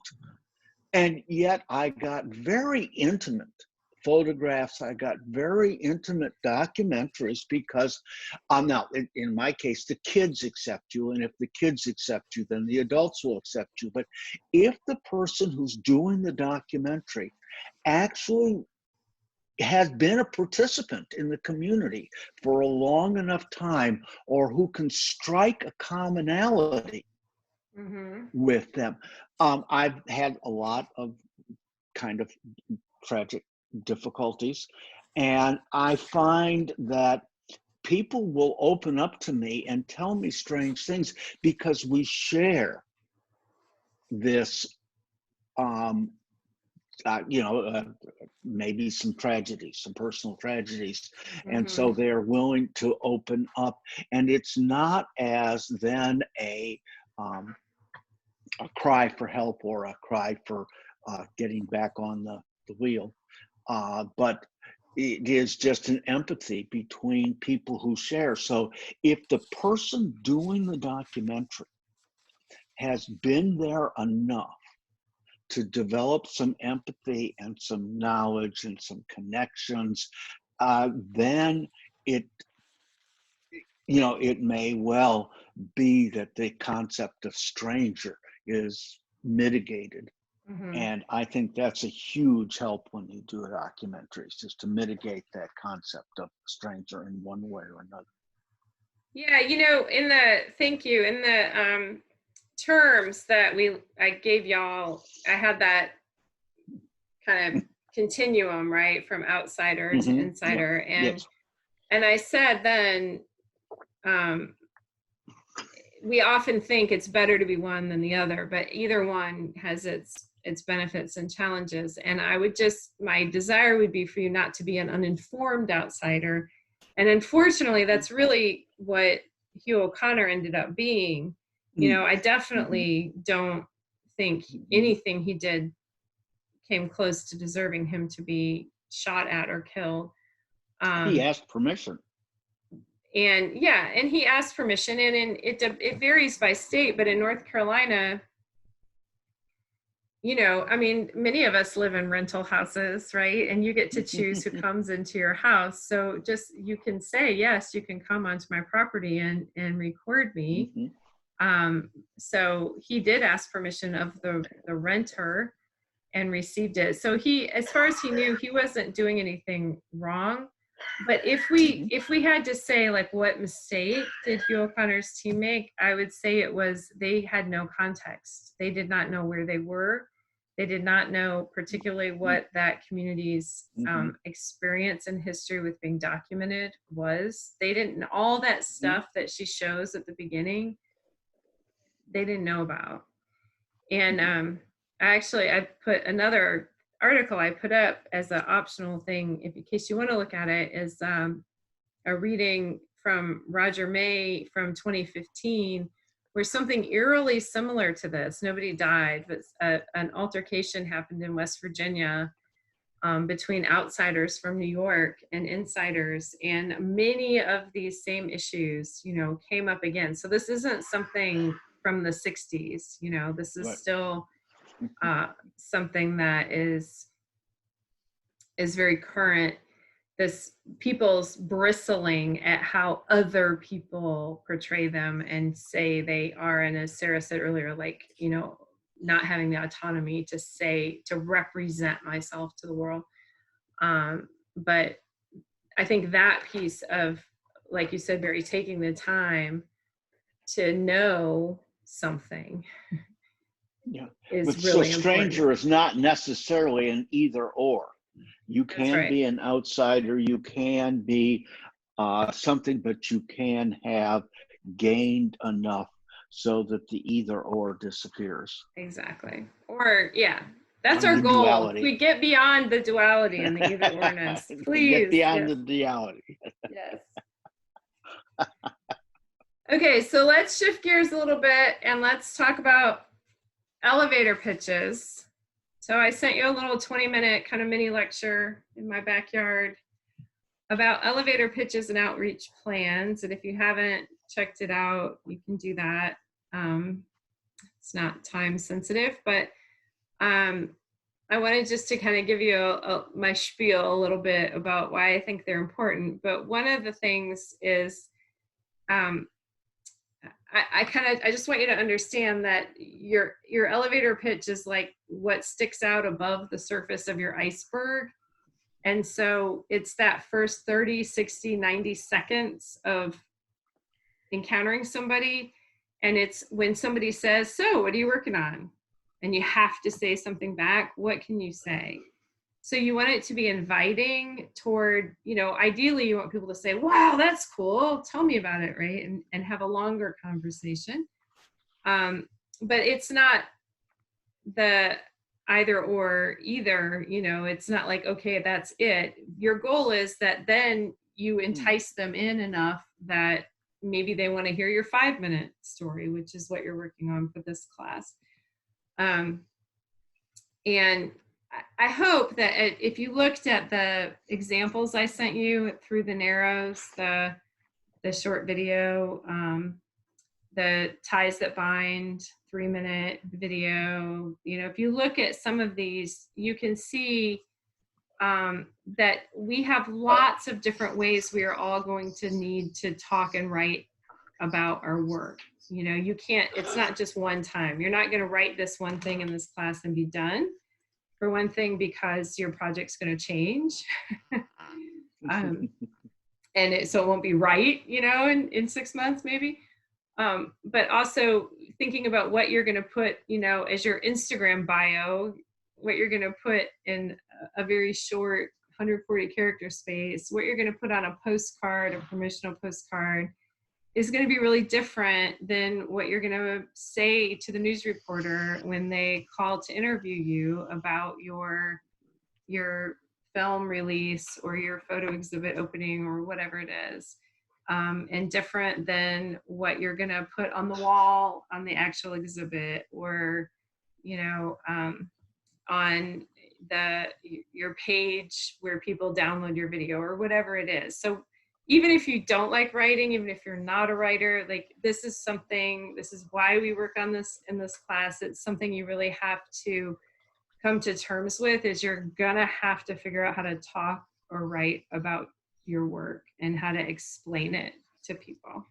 So the elevator pitch is like the little tippy, hey, this is cool piece. And then what we're doing for our final project is hopefully something that'll just be useful to you. You can use it in a grant proposal. You can use it to ask people to be interviewees. You can, you know, use it to make a website. Like there are lots of different things. So I have 2 desires for your 5-minute presentation that we'll do the last class in a couple weeks now. Hard to believe. One is that it succinctly and compellingly explains your project idea. And the other is that it helps you do the next thing you need to do, so that it's just helpful to you. And so, you know, I don't expect them all to be the same thing. People have made little videos, people have just talked, people have talked for a little bit and then shared some audio clips. Like, that's why I can't really give you a formula of this is what your presentation should do, because you're all doing different stuff, you know. And I really want it to be something that's useful. And those of you I've talked about half of you this last week. I think you probably have a more of a sense of that, of how wrestling with putting some well-crafted words to what you're doing, is what end you can put that to. So, has anybody worked on an elevator pitch that they'd like to share with us? Just for fun, get used to. Judith? Well, I worked on it. Do you want me to just read it out? Go for it. Okay. Knowing that it's first effort, and I don't actually mind throwing out a draft and assume that everything changes. Absolutely. So I'm doing a video about a creative partnership between two guys, Van and Hans. Both are self-developed artists, and the art itself is fantastic. It brings together sculpture, painting, music, drama, dance, in an installation that rises up for about a month and then is taken down. It's a cause-driven effort, and that cause is protecting the Southern Appalachians. Oh, interesting. So, y'all, what are some things that really stood out to you that you really liked, or that drew you in, that made you say, like, lean in or say, ooh, I want to know more about that? What did you think worked really well? Yeah, Amy? And then Sarah. You had some descriptive words in there of the art that really pulled me in, and then also just your last sentence pulled me in as well. Made me want to know more. And there was enough mystery there that I wanted to, like, oh, wait, what's the cause, and have a bigger conversation. Yeah, before Sarah jumps in, I just agree. Going back to what Lorenzo said, sometimes we say, well, you left people hanging, but in that case, it really was effective, because it was like, wait, what? I want to know more. I want to hear. I would definitely take you to the bar for a drink to find out how all that went together, Yeah, Sarah? Yeah, no, I was going to say essentially more or less the same thing. I think the description of the art, which includes all these different mediums, I was trying to picture it in my head. And so you had me going, and then you hit me with that last sentence, that it was for this cause that seems unrelated, but obviously is somehow related. And so that was like, I was going this way, and then suddenly you went this way, and I was like, whoa, what happened? I want to know more. Which is great, because that's such a great example of why you can't have formulas, because you could do that and have it be a disaster, right? Like, you could be like, I was going along this way, and then you said this other thing, and now I don't know what the hell you're talking about, right? But in this case, you did it really, really nicely, so that it made us say, wait, what? Okay, wait, I don't want you to stop. Keep talking, which is really cool. I also really like that you named the artists at the beginning, and we've talked a little about this, but that even if who the artists are by the time the thing, is done are different, putting in the names of whoever it is right now is so effective, because they become, just with names, they become people to us. And so instead of just artists, which is an abstract category and idea, they become people that we're imagining and interested in. So even something very small like that is a great descriptive thing to add. Were there things people wondered? Which we're not going to let Judith tell us the answers to, because otherwise we'll run out of time. But it's helpful to know, like, what are the things that, where did you trigger curiosity, or where was there something that people could have used a little more detail or information about? I appreciate feedback, and always consider it a draft, and the next one will be better. So give me what you got. Yeah. Can we maybe hear it just one more time to keep thinking about new things? Sure. Okay. I'm doing a video about a creative partnership between two guys, Van and Hans. Both are self-developed artists, and the art itself is fantastic. It brings together sculpture, painting, music, drama, dance, and an installation that rises up for about a month and then is taken down. It's a cause-driven effort, and that cause is protecting the Southern Appalachians.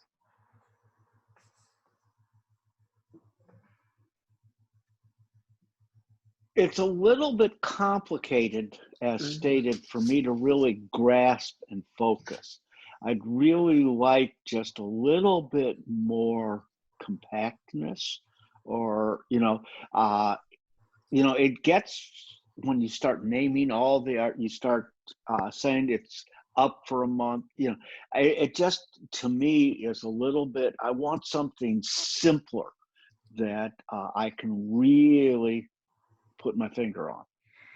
And this is one of those things I've said more than once, is when you have a project that is complex. So you're doing a project about two artists who are in collaboration with each other, and then here's what their art's about, and then it has, it's very hard to describe it compactly. So I appreciate that it's very challenging. I had that same feeling that it kind of went into a little too much.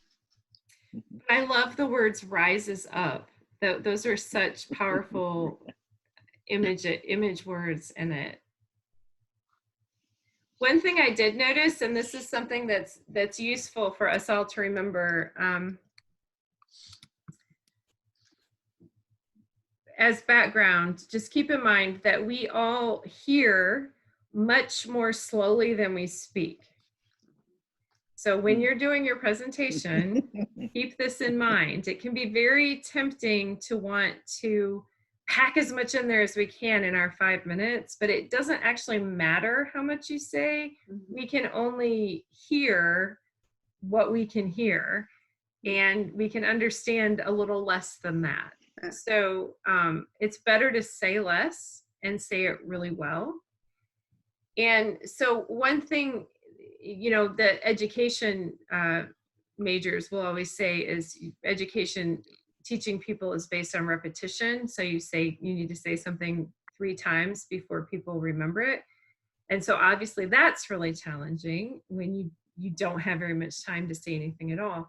But I did notice the first time, Judith, I couldn't remember if you had said, I was like, I think it's a video, and I couldn't remember for sure if you'd said it. So often students, I'll say, ask a question and they'll say, I said that. And I'll say, but I'm not, I believe you, but the problem's just that I couldn't hang on to it all. So you may want to come back in some way around to this film project will blah, blah, just to make sure that if they missed it the first time. So if you have something that's really critical to what you're saying, you just might want to make sure you've said it a couple of times or in a couple ways, just in case. But anyway, what I wondered was more about the video, like how long is it going to be, like a little more about the story of the documentary. Okay. I was remembering that reading about the pause, the power of the pause, and I just read it out, boom, and the power of the pause. Yeah, totally. I just have a general question that is related, Joy, to what you were just saying. In these elevator pitches, I imagine that we're striking a balance between telling the story of who or what or whatever it is that we're documenting, in addition to telling everyone how we're doing so, and then a little bit of why. There's a lot to do in 30 seconds to a minute. And so what is are you trying to draw people in with the story? And so you need to mention how you're going to document this, but it's more important to focus on the story. Is this a creative decision and you can decide how you want to do it? Or kind of what is your recommendation about how to get all of that out very succinctly in a short amount of time? All right. Well, since that is such a fantastic segue, I'm going to tell you this little piece that I want to talk to you about for your 5-minute presentation, but as you mentioned, it's true for elevator pitches too, which is exactly what you said, Sarah, that you have to try to tell people the story, a little about the story of your story. Like there are these 2 artists and they do this work, and a little about the story of your documentary. It's going to be a video. It's going to be 15 minutes long. It's going to be based on interviews, whatever. And in general, in my experience, I've been teaching this class almost 20 years. Often students want to tell all of one well, sometimes they just only want to tell one, you know, so like, I just want to tell you about this amazing story I want to document. And so I might be like super convicted that it's a worthy story of documenting, but at the end of it, I don't know what the documentary itself is, right? So you have to remember that actually what you're communicating to your reader or listener is what are they going to experience? So I'm going to experience this story about these artists in what way? So I want to be picturing in my head what that experience is going to be like for me, right? Am I going to be watching it on a screen? Am I going to be listening to it while I drive in my car? Am I going to be walking through a room, looking at it on the wall? Because that's how I'm going to experience this story that you're telling me about. So you do have to remember to put in a little of both. And what works best usually, and no absolutes, and every story and pitch are different just because stories are different. But what usually works best is if you can weave them together somewhat. So often students want to tell all the story of their story first. So I'm going to tell you all about this amazing, there's community garden and they're doing all this amazing stuff and it's so cool. And then they had this thing happen where they were going to lose their land. And now I've got my dramatic tension and that's really great. And this is how I came to find out about it. So you put all that in there. And then at the end of it, you say, and so therefore I'm going to make a 15-minute audio documentary about blah, blah, blah. Okay. The problem with that is I always say you have the great gift of having a teacher who has ADD. Because if you can hang on to my attention and pull me along, you're golden, I need a hat rack to hang information on. I need some kind of structure to help me understand what it is you're talking about. Otherwise, it's like you're just giving me a bunch of stuff, and I'm going to try my best to hold on to it, as much of it as I can until you tell me what I need, how it's all going to come together. But I'm just going to lose some. I just am. I can't. So if you say, here's this amazing community garden and they're doing this really great stuff, and I'm going to do a 15-minute audio piece talking to those 3 people who started it, and then you go back to talk about how they almost, and one thing that's going to be really interesting is they almost lost the garden, whatever it is.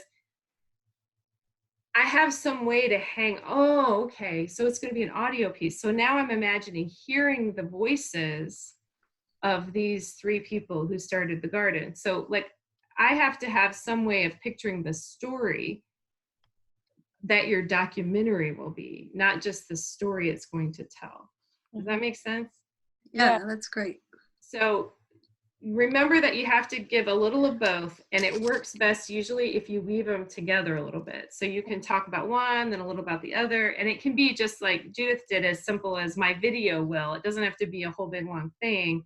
Mm-hmm. And then you can come back and then back again and then back again. And so I'm like, I got it. Okay. As far as your elevator pitch goes, which was your real question, Sarah. Yeah, it's hard, right? Like I'm torturing you, making you get down to 5 minutes. And now I'm like, oh yeah, no, now, 60 seconds. What's beneficial about it is it really pushes you to think about what is the gist? Like, what is the crux of this? When all is said and done, what is it that this is about and that people will be interested in? Because sometimes what grabs people isn't necessarily, what its main theme is, but it's the thing that makes people say, oh, yeah, I can relate to that. So those are just choices. Those are editing choices, and you can try it different ways. But you just have to remember, if I spend 30 seconds, if I decide I'm going to use my hook that's going to draw you in, is going to be how I found out about this project, and I spend 30 seconds telling that little vignette, I've literally spent half my time. half to a third of my time, depending on if it's 60 to 90 seconds of an elevator pitch. So is it that good? You know, it really comes down to that. Is it that strong? Because maybe it is. I've seen that before where people are like, oh my God, that story was amazing. Do it, right? But it's just, it's a matter of choices. And so I do think you need to make sure you have enough in there about what the project itself is, which is what tends to drop out. But the rest of it is just going to be, you know, what do I think is going to be most effective? And some of that is going to vary depending on audience, probably. So if you're talking like to an advocacy group, they might care more about, you know, the so what. That, you know, if you talk to a film festival, they might care more about the story. So there's a little of that that can shift, but you're just going to try it different ways. And you really realize what they say, that writing a short story is much harder than writing a novel, is really, really true. Because if you're writing a novel, you know, you can spend, I mean, I was just saying to my partner, I've never read Moby Dick. And he said, why not? I was like, because there's an entire chapter on the color white. I just don't have time in my life for that. Like brevity, you know. All those people in the 19th century who got paid by the word, like Les Miserables. Oh my God. I actually did read that in French. And it's like, you know, page after page after page. I mean, it takes like 100 pages for horses to get over the rampart. I'm just, I can't. If you're writing a short story, you can't do that. You know, every word has to do something. And so that's really what you're going for, but you won't all have the same result. You have to play with it. Yeah. So. I used to work with somebody who would say, if I had had longer, I would have written you something shorter. Exactly. It's so true. Even I almost always end up editing even my emails, because I notice I write, and this is partly Appalachian too, but I always say the most important thing at the very end. I think it takes me that long of like, get it out of my head to get to what it is I'm trying to say. And then I realize this is the lead, you know, this is the thing I'm going to say. This is my hook that I'm going to say that is going to make somebody read all the rest of this stuff. You know, why should I assume that they care enough to read all this if they haven't bought in? So I got to find where the buy-in is and put it, like, I'm writing you to say this, you know, or to ask for this, or to tell you I want to give you this, like whatever it is. And then here's all the background. So it's why we have to, you know, be okay, as Judith said, with drafts and revising, because it doesn't come out, you know, often ideally.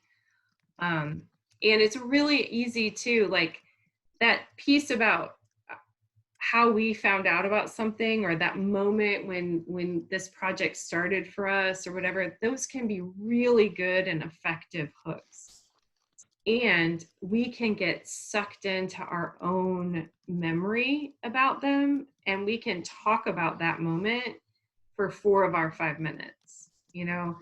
So it's why I really also am going to push you to write and craft something to share with us and practice it, so that you can notice, do I really want to spend 3 minutes of my 5 minutes telling a story that's fundamentally about me? You know, that story should be a entry point into the story, and the story of the story and the story of the documentary, right? So if it becomes the story, and I very often have students who say, yeah, I know, but if you don't make yourself sit down and write it and practice it, you'd be amazed how often you will end up in that position, because you can talk about that for a long time because it's fascinating and cool and personal. And it also is challenging if you've spent a lot of time on your project, because you know so much about it and you are so immersed in it and you have so much information. It can feel like, it can just feel utterly impossible to figure out, how can I pick out the 5 things to say about this? Like, I don't even know how to get, you know, it's like you're not at the aerial view, you're like actually in the mud, you know. It's like, how do I get back up high enough that I can try to give someone an overview of what I'm trying to talk about? So that just takes practice. And it's like, well, very often I'll have something that's like such a great story, but it just takes too long to tell, you know. It's just like John Biewen said, like, well, if you got 11 minutes, can't use that, right? It's really good, I like it better, but in this situation, when I got to do it quick and I've got to convey an idea, it takes too long to unpack that and explain it. So can't use it here, right? You have to, it's an editing job. You have to come in it just like that. Okay, does anybody else want to give us their elevator pitch?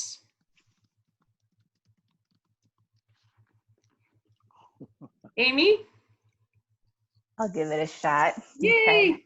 I don't have this memorized, apologies, so No problem. still reading. Okay. It turns out some of the most moving stories of personal transformation, they don't come from climbing mountains or starting a business. They come from women becoming mothers. And I don't mean the exact moment they become mothers. I mean a very different kind of birth, one that takes months or years. I mean the physical, psychological, social, and spiritual transformation they undergo when they become a mother, the birth of a mother. These stories are complex and they're intimate. They're shocking and they're beautiful. They're painful and they're meaningful. They're as human as they get. They're the stories that I needed to hear when I was a new mom. And no one is telling them. And because of that, new mothers are suffering, thinking that they're the only ones disoriented with the rapid and complex changes of becoming mom. Can I send you an episode so that you can hear the power of these stories yourself? Yay! So what did y'all think worked really well? What did you really like? Or what drew you in and made you lean in closer? I was surprised that Amy said that she hadn't memorized it. Because the delivery was so good? It was really good, yeah. Thanks, Lorenzo. I was amazed that I was getting eye contact on Zoom, you know. I was trying to look into it. Yeah, it showed. Yeah.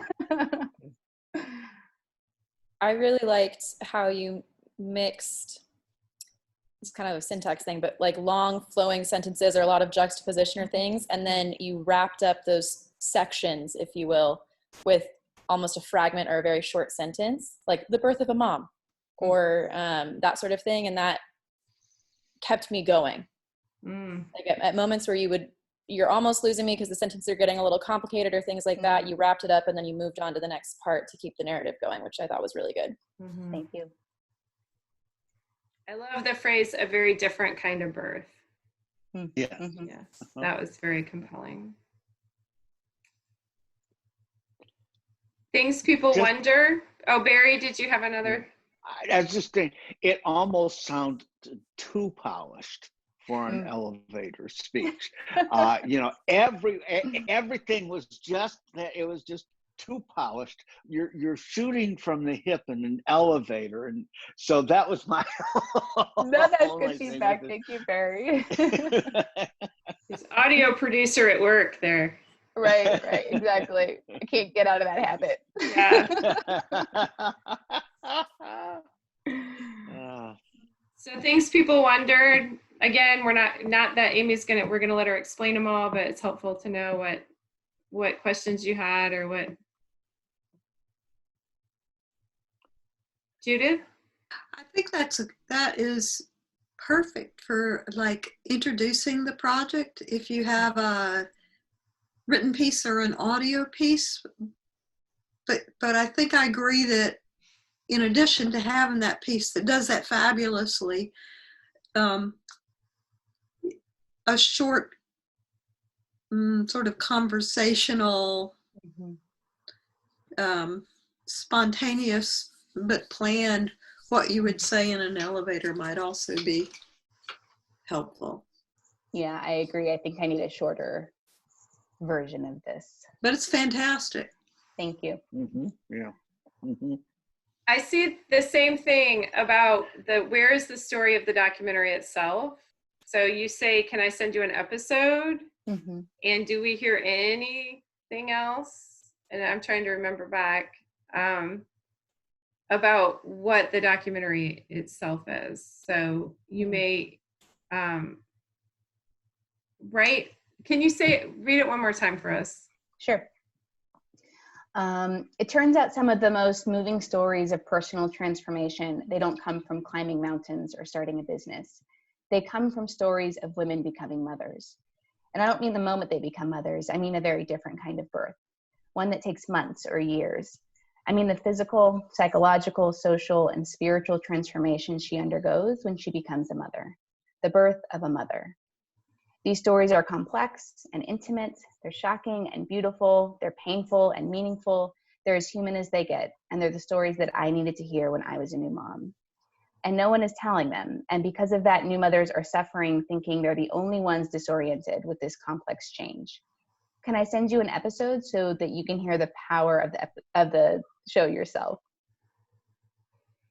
Yeah, so like right where you say birth of a mother, then maybe right there is the place where you can say, that's why I've started collecting these stories, or, you know, something about, to let us know this is an audio piece, and it's like, how am I going to experience it? It's going to be interviews with real moms sharing their stories that are painful. And like, so that's an example of that weaving, you know, so I can picture how I'm going to learn this. So you're showing more than telling, which is and then, yeah, you may just, it's all so good. It's hard, but you may have to just decide like which of it makes it to the first tip of the iceberg and which goes to the next part down. But that's the one thing I would like is a little more about the documentary. Like actually what the form of it is, like. Yeah, what is this? Is it because again, I think we get so immersed in what we're doing, we forget that the person you're talking to doesn't know, right? So it's like, is it photos on the wall of new moms with, you know, a little transcript of their interview underneath? Like, I don't know, right? So yeah, I don't know how to imagine what you're telling me. You're telling me the ideas, but I don't know how to picture the picture of it unless you tell me what that picture is. So makes sense. Thank you. Just you know, the list where you're saying they're beautiful, you're sort of telling us what you expect our reaction to be. But I did like Joy's idea about mothers telling stories that they have, but somehow perhaps either a shorter list or sort of this is how mothers have experienced, rather than this list of this is what you're going to feel. We will, you know, how we respond to the stories will be our own, but you're offering the stories to us. Good point. Yeah, thank you. It's great. I was kind of thinking like Joy was saying, where you say birth of a mother, and then you go into what type of project this is. So obviously you're giving that information, where it's a podcast, and Joy mentioned, you know, I've been collecting these stories, but then you pick it back up where you say, these are the stories that I needed to hear when I was a mother. That ending piece kind of wrapped it up really well. Yeah, that's a great line. You're right, Lorenzo. That's a really effective line. Okay. Thank you, Lorenzo. So Lorenzo, are you saying it kind of doesn't need the description, like how Anne was saying, and instead just go right to the stories I needed when I was a new mom? Like that kind of explains all that complexity? Yeah. Okay. Yeah. Thank you. You know, I wonder about the timing of certain, you know, really critical statements, whether it should come early, like this, you know, these are the stories that I needed to hear as a new mother. If that shouldn't come earlier, rather than trying to keep us on the hook to the end, if that shouldn't be one of the earlier statements. I'm just meaning this as a general statement, but that's a beautifully crafted thing, and I would like to have heard it earlier in your speech rather than later. Yeah, I agree. I have another version that I did start with that, thinking that that was kind of the thing to bring you in. Yeah. So I agree, Barry. I keep going back and forth on that. Yeah, I don't know. I was going to ask Joy what she thought. Well, it would be interesting to time yourself. Just notice how much time how many seconds are you spending on each of those sections? Like, kind of outline your pitch and look at it proportionally, and see if you're. It's one of those things where the setup's so good. Maybe that your setup is the setup for the 5-minute pitch. Mm-hmm. You know what I mean? And Yeah. but it's taking up too much of the amount of time you have for a 1-minute pitch. So you just have to figure out how to narrow it back. And so, yeah, it would be interesting to break it down and look. Like if I'm spending 45 seconds or 30 seconds saying it's a very different kind of birth. It's not just mountain climbing or starting a business. It's a very different kind of birth. Is it like how much of that before you get to what you're doing about it? Yeah, then maybe that would give you a clue. Yeah, that's a good point. Like it's enough for a longer piece, but maybe for the shorter one, it's too much build up and need to get there sooner. Which, the intros and outros are the hardest part, right? Like, and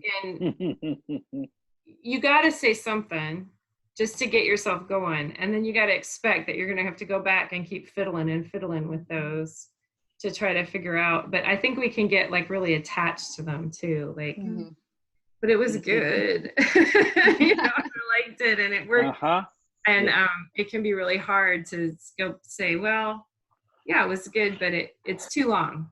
So now what, or whatever. Yeah. Fonda, what were you going to say? Yeah, I like it a lot. I almost think you should start with the birth of a mother. I thought that was such a strong sentence that it to me it needs to come earlier. And I would like to know a little bit, because you talk about, I think somebody said about the emotion. You talked about how we would feel. I would just like to hear a little bit more about what I'm gonna hear. Like, are we gonna hear stories of, I don't know, I'm just giving strength, of motivation, of, just like what are they gonna, because this is a birth, what exactly are they gonna talk to me about? Like, is it going to be about changing my life or a new beginning, or just, I don't know, it's just kind of hard to talk about. But like, maybe if you could say because I was listening to a new podcast about confessions, and she did a really good job of talking about these people are going to confess bad things they did. So I knew immediately what I was going to hear, and then I could choose to turn it off or turn it on. So I don't know, I like the way you described it of how I was going to feel. And maybe if you could give like a quick thing of like maybe some of the things they're going to talk about, so that I could decide if I wanted to hear. But, general, not in. Yeah, I'm kind of hearing this similar thing that what Joy said, that just we're needing some kind of more maybe pragmatic, like more of just a clear explanation, a really quick one of what it actually is, or like you said, like what you're gonna. Yeah, like we're gonna hear from real mothers about what their own birth was like, and they might talk about and this goes back to. So I just want to say a couple of things about for you to think about as you're working on your 5-minute pieces as well as your elevator pitches. This goes back to the idea of showing versus telling, and I really do feel. I was just thinking this week that I might want to do a whole class just on writing, because I feel like so much, I have so much to say. And so much of it is about undoing all of the stuff you were taught in school, because we're really taught to tell. We're, and again, for those of you in the traditions class, coming out of that anthropological model of this is what this is, I observe this and this is what it means, right? And so when we think about a summary, we often go to the scissors words. Look, I just happen to have on my table right now. So we go to saying things like, remember I said we used categories and we use reductive words because we couldn't get through the day if we had to think about the full sensory, implications of everything we experienced. So we need that. But if you just talk to someone and say, this is going to be an evocative story of, health, and you could put anything in there you want, passion and longing and wholeness and pain and like whatever. Those are all just words, that's just telling. And I don't have any sense in that of what it is really, of what the story is. Like Fonda said, okay, you're telling me how you think I'm going to feel after experiencing this story, but I don't know what the story is.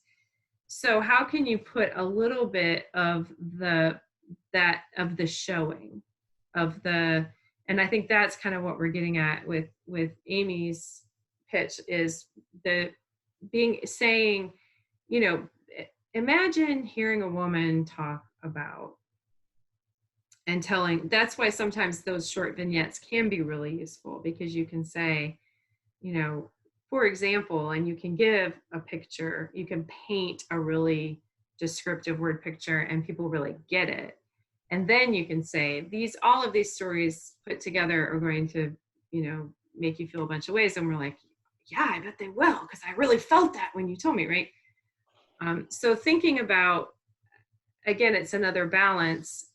You have to be the narrator, as John Biewen said, to some extent, to move us through something pretty quickly and say, this is what I'm doing, this is what it's about. And you also need to slow down in some places and really paint a vivid word picture for us of what we're experiencing. You have to put us either in that soundscape of hearing, which is why, saying like it's going to be based on interviews, or it's going to be, field record, like giving us a little taste of that can be helpful. Or imagining that we're walking through this gallery and this is what we're seeing and this is what's calling out to us from the walls. Like some of those carefully selected details make something come to life. And it really is working against our training, because we're taught to just say the summation of what something is instead of describing it. And we really need to include some, as we call it in ethnography, thick description in our piece. So I want to actually end. Yeah, Sarah? Just one thing about Amy's elevator pitch reminded me of something that I wanted to say about Judith's as well. And it's kind of a general question again, but how much, Amy said, these are the kinds of stories I needed to hear when I was a new mom.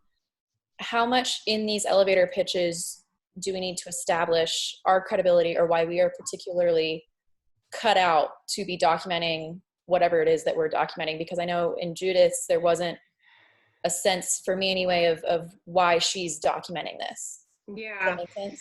Yeah, totally. So I don't think you have a ton of room in an elevator pitch to do that a lot.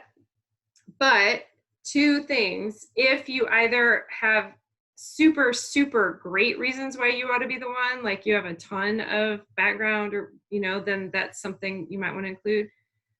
Or if there's a reason that you can anticipate that your audience might immediately have an objection.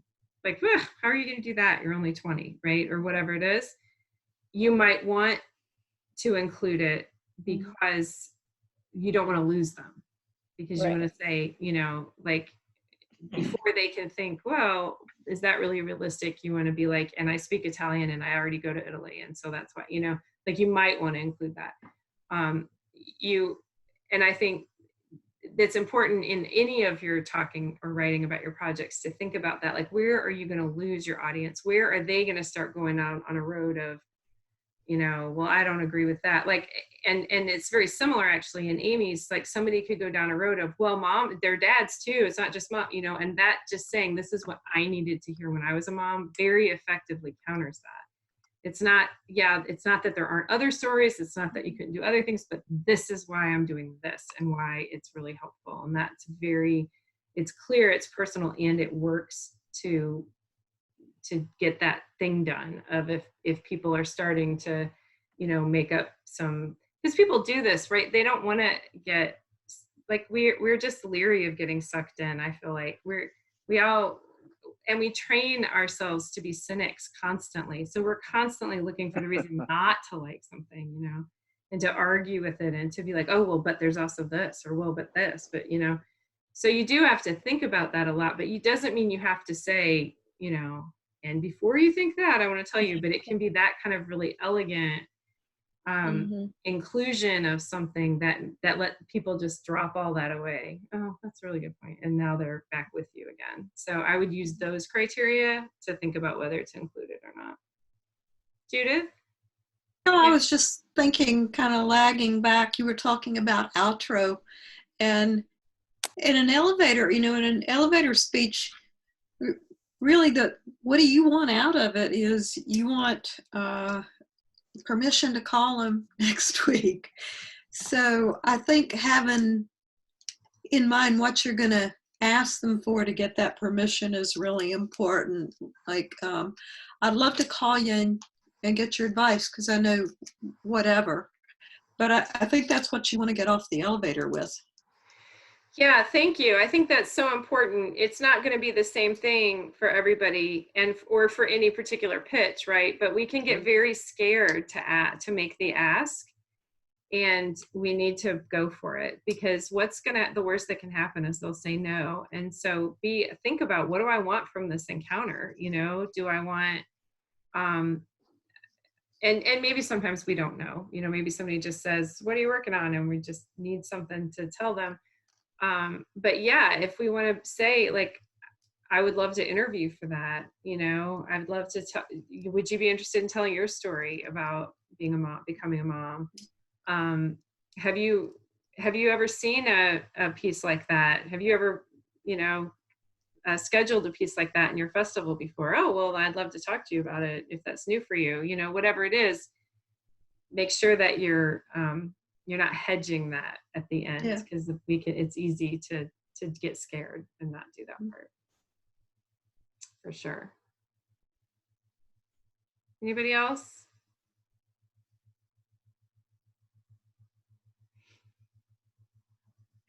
Okay, well, here's the thing I wanted to end with tonight, just a fun little exercise. Does everybody have something to write with? Can you get something to write with? Yay. So I want you to think about some aspect of your project. It could be the person, it could be a character, or it could be the place, or it could be the issue,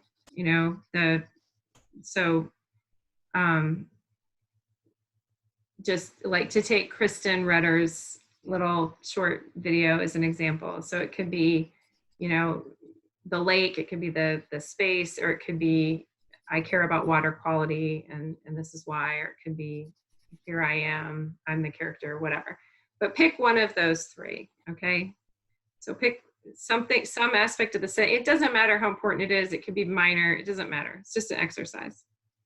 If you're drawing a total blank, pick something from your own life, a place you remember very, very, very well, or a person you remember very, very, very well, okay? Then I want you to make a line down the middle of your paper if you have a piece of paper. And on the left side, I just want you to write for 2 minutes, whatever comes to your mind, concrete descriptions of that person or that place, details, a white shock in their black hair, the smell of the new cut hay, whatever it is, okay? Whatever comes to your mind, just specific, concrete details about that person or place or topic, okay? Go.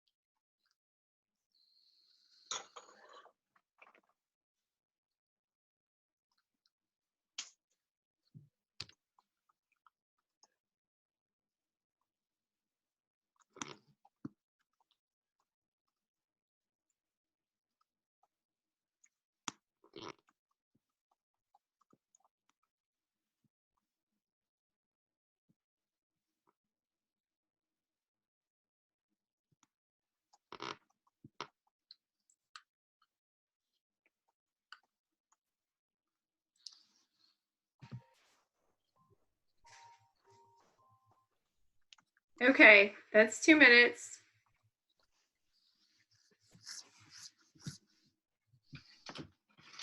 Oh my gosh, my blog's back up. Barry, that makes me so. That makes me so relieved. I thought it would. That's why I Oh my noted gosh. I'm so curious if they wrote me an email about why they did that. That was insane. I've never experienced anything like that before. Yeah. Okay. Double check, but I'm seeing everything. Thank goodness. So. Yeah, I will definitely go look. So we're gonna put something in the right column, but first I want you to look at just the words that came out for you. This will tell you something about yourself. Hold on, I have to take an allergy pill. I don't know when the pollen is going to load up. Notice if you wrote those kinds of reductive words often, so if the first thing that came to your mind were words like tree, and so this is something you can do this week, is to practice going in and thinking of like, well, what kind of tree? You know, so how do you describe something as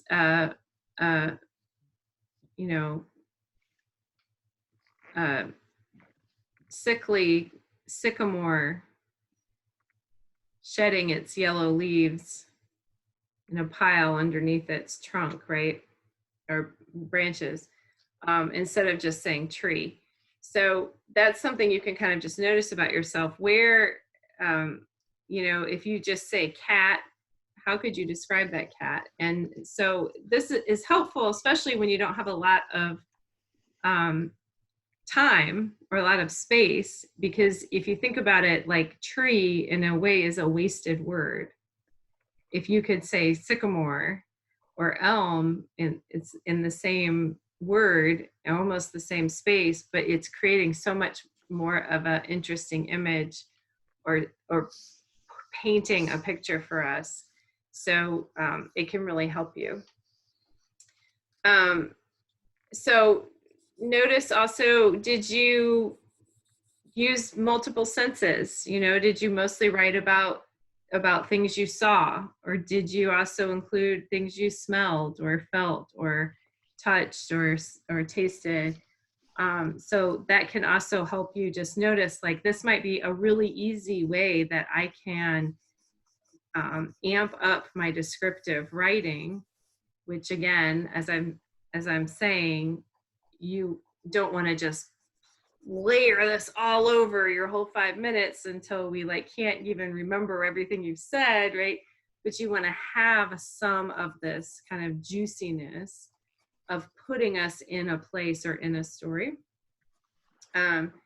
So you can look to, okay, maybe I could think a little bit about what other senses I could incorporate. And the last thing I'll mention is, notice if you tend to fall into really common idioms, like not cliches necessarily, but like if I am imagining the sun, I started to say this, the sun coming in, like when the curtain is almost completely covering the window, but there's a gap on one side and the sun comes in through that gap, right? Automatically, what verb do we use? The sun streams in through the window, you know? So you can kind of notice that there are these things that we know it's the thing to say. And so what is that really what it does?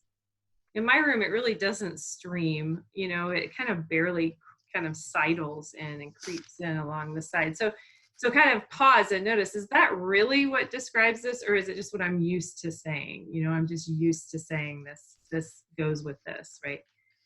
So if you look at those three things, you can kind of amplify and complicate and enrich your description. Okay, now on the right side, we're going to take 2 more minutes. We're almost out of time. 2 more minutes.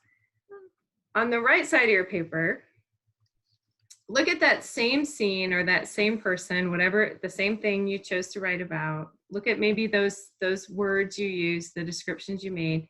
But this time I want you to write things, it makes you think about the bigger meaning of it, what you would hope, what you would want to convey to someone about it. So as an example, if I said, you know, the shock of white in my mother's black hair, maybe I would write like, I can't believe how quickly she's aged, or, you know, it makes me long for home. Like, what are the feelings that go along with those pictures?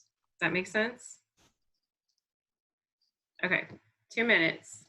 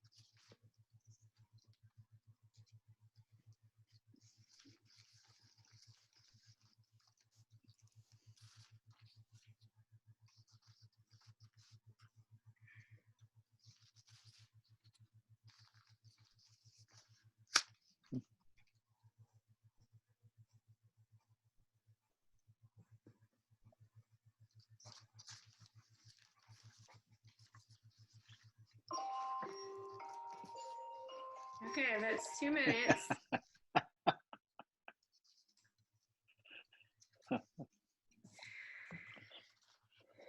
So sometime in the next day or two, look this over and take some of these words and try making 3 sentences describing this character or this place or this topic. Play with these words that you've used and see if you can kind of substitute in however you have introduced them in your 5-minute piece with some of this kind of rich descriptive language instead. Another thing you can try as practice is take something that's really hard to describe, like the taste of something. It's really hard to describe taste, right? The taste of something. Or like I have this 20-year-old black cat. I think you may have seen her at some point during class. And she is, I've had a lot of cats in my life. She is the softest cat. I've never ever felt fur like this on any animal in my life. And so if I were going to describe her, you know what we say, like soft as silk, right? She doesn't feel anything like silk. Silk has no resemblance to fur. You know, she's not silky fur. That doesn't make sense. So what is she? Like, okay, if I really wanted to give you a sense of what it felt like to pet this cat, what would I say? So challenge yourself with something like that. Like, how can you actually honestly, accurately, but, you know, kind of poetically describe something real? If you just do that once or twice about 1 or 2 things in what you're talking about, it will really help it come alive. And it will also make sure that you're being specific, that there's some places where you're not just telling us about, we're going to talk about home, you know, about the idea, this abstract concept, but you're really talking about the red dirt on a, you know, Oklahoma country road as you're driving up to see your mother or whatever, like, and the difference of that. Does that make sense? Okay. I'm so happy. I please hope that my blog is up. If it is, then the readings are already up there. And one of them is a little, very short, very short chapter from Natalie Goldberg's wonderful book on writing down the bones, called The Power of Detail. And she talks a little about this too, the power of just some of that rich, concrete description, and how much that can help paint this word picture for your audience who can't see what you see. You see it because you have spent so much time on it, but we can't yet. And so it's your job to make us see it, right? So check that out as well. All right. Any last questions, thoughts?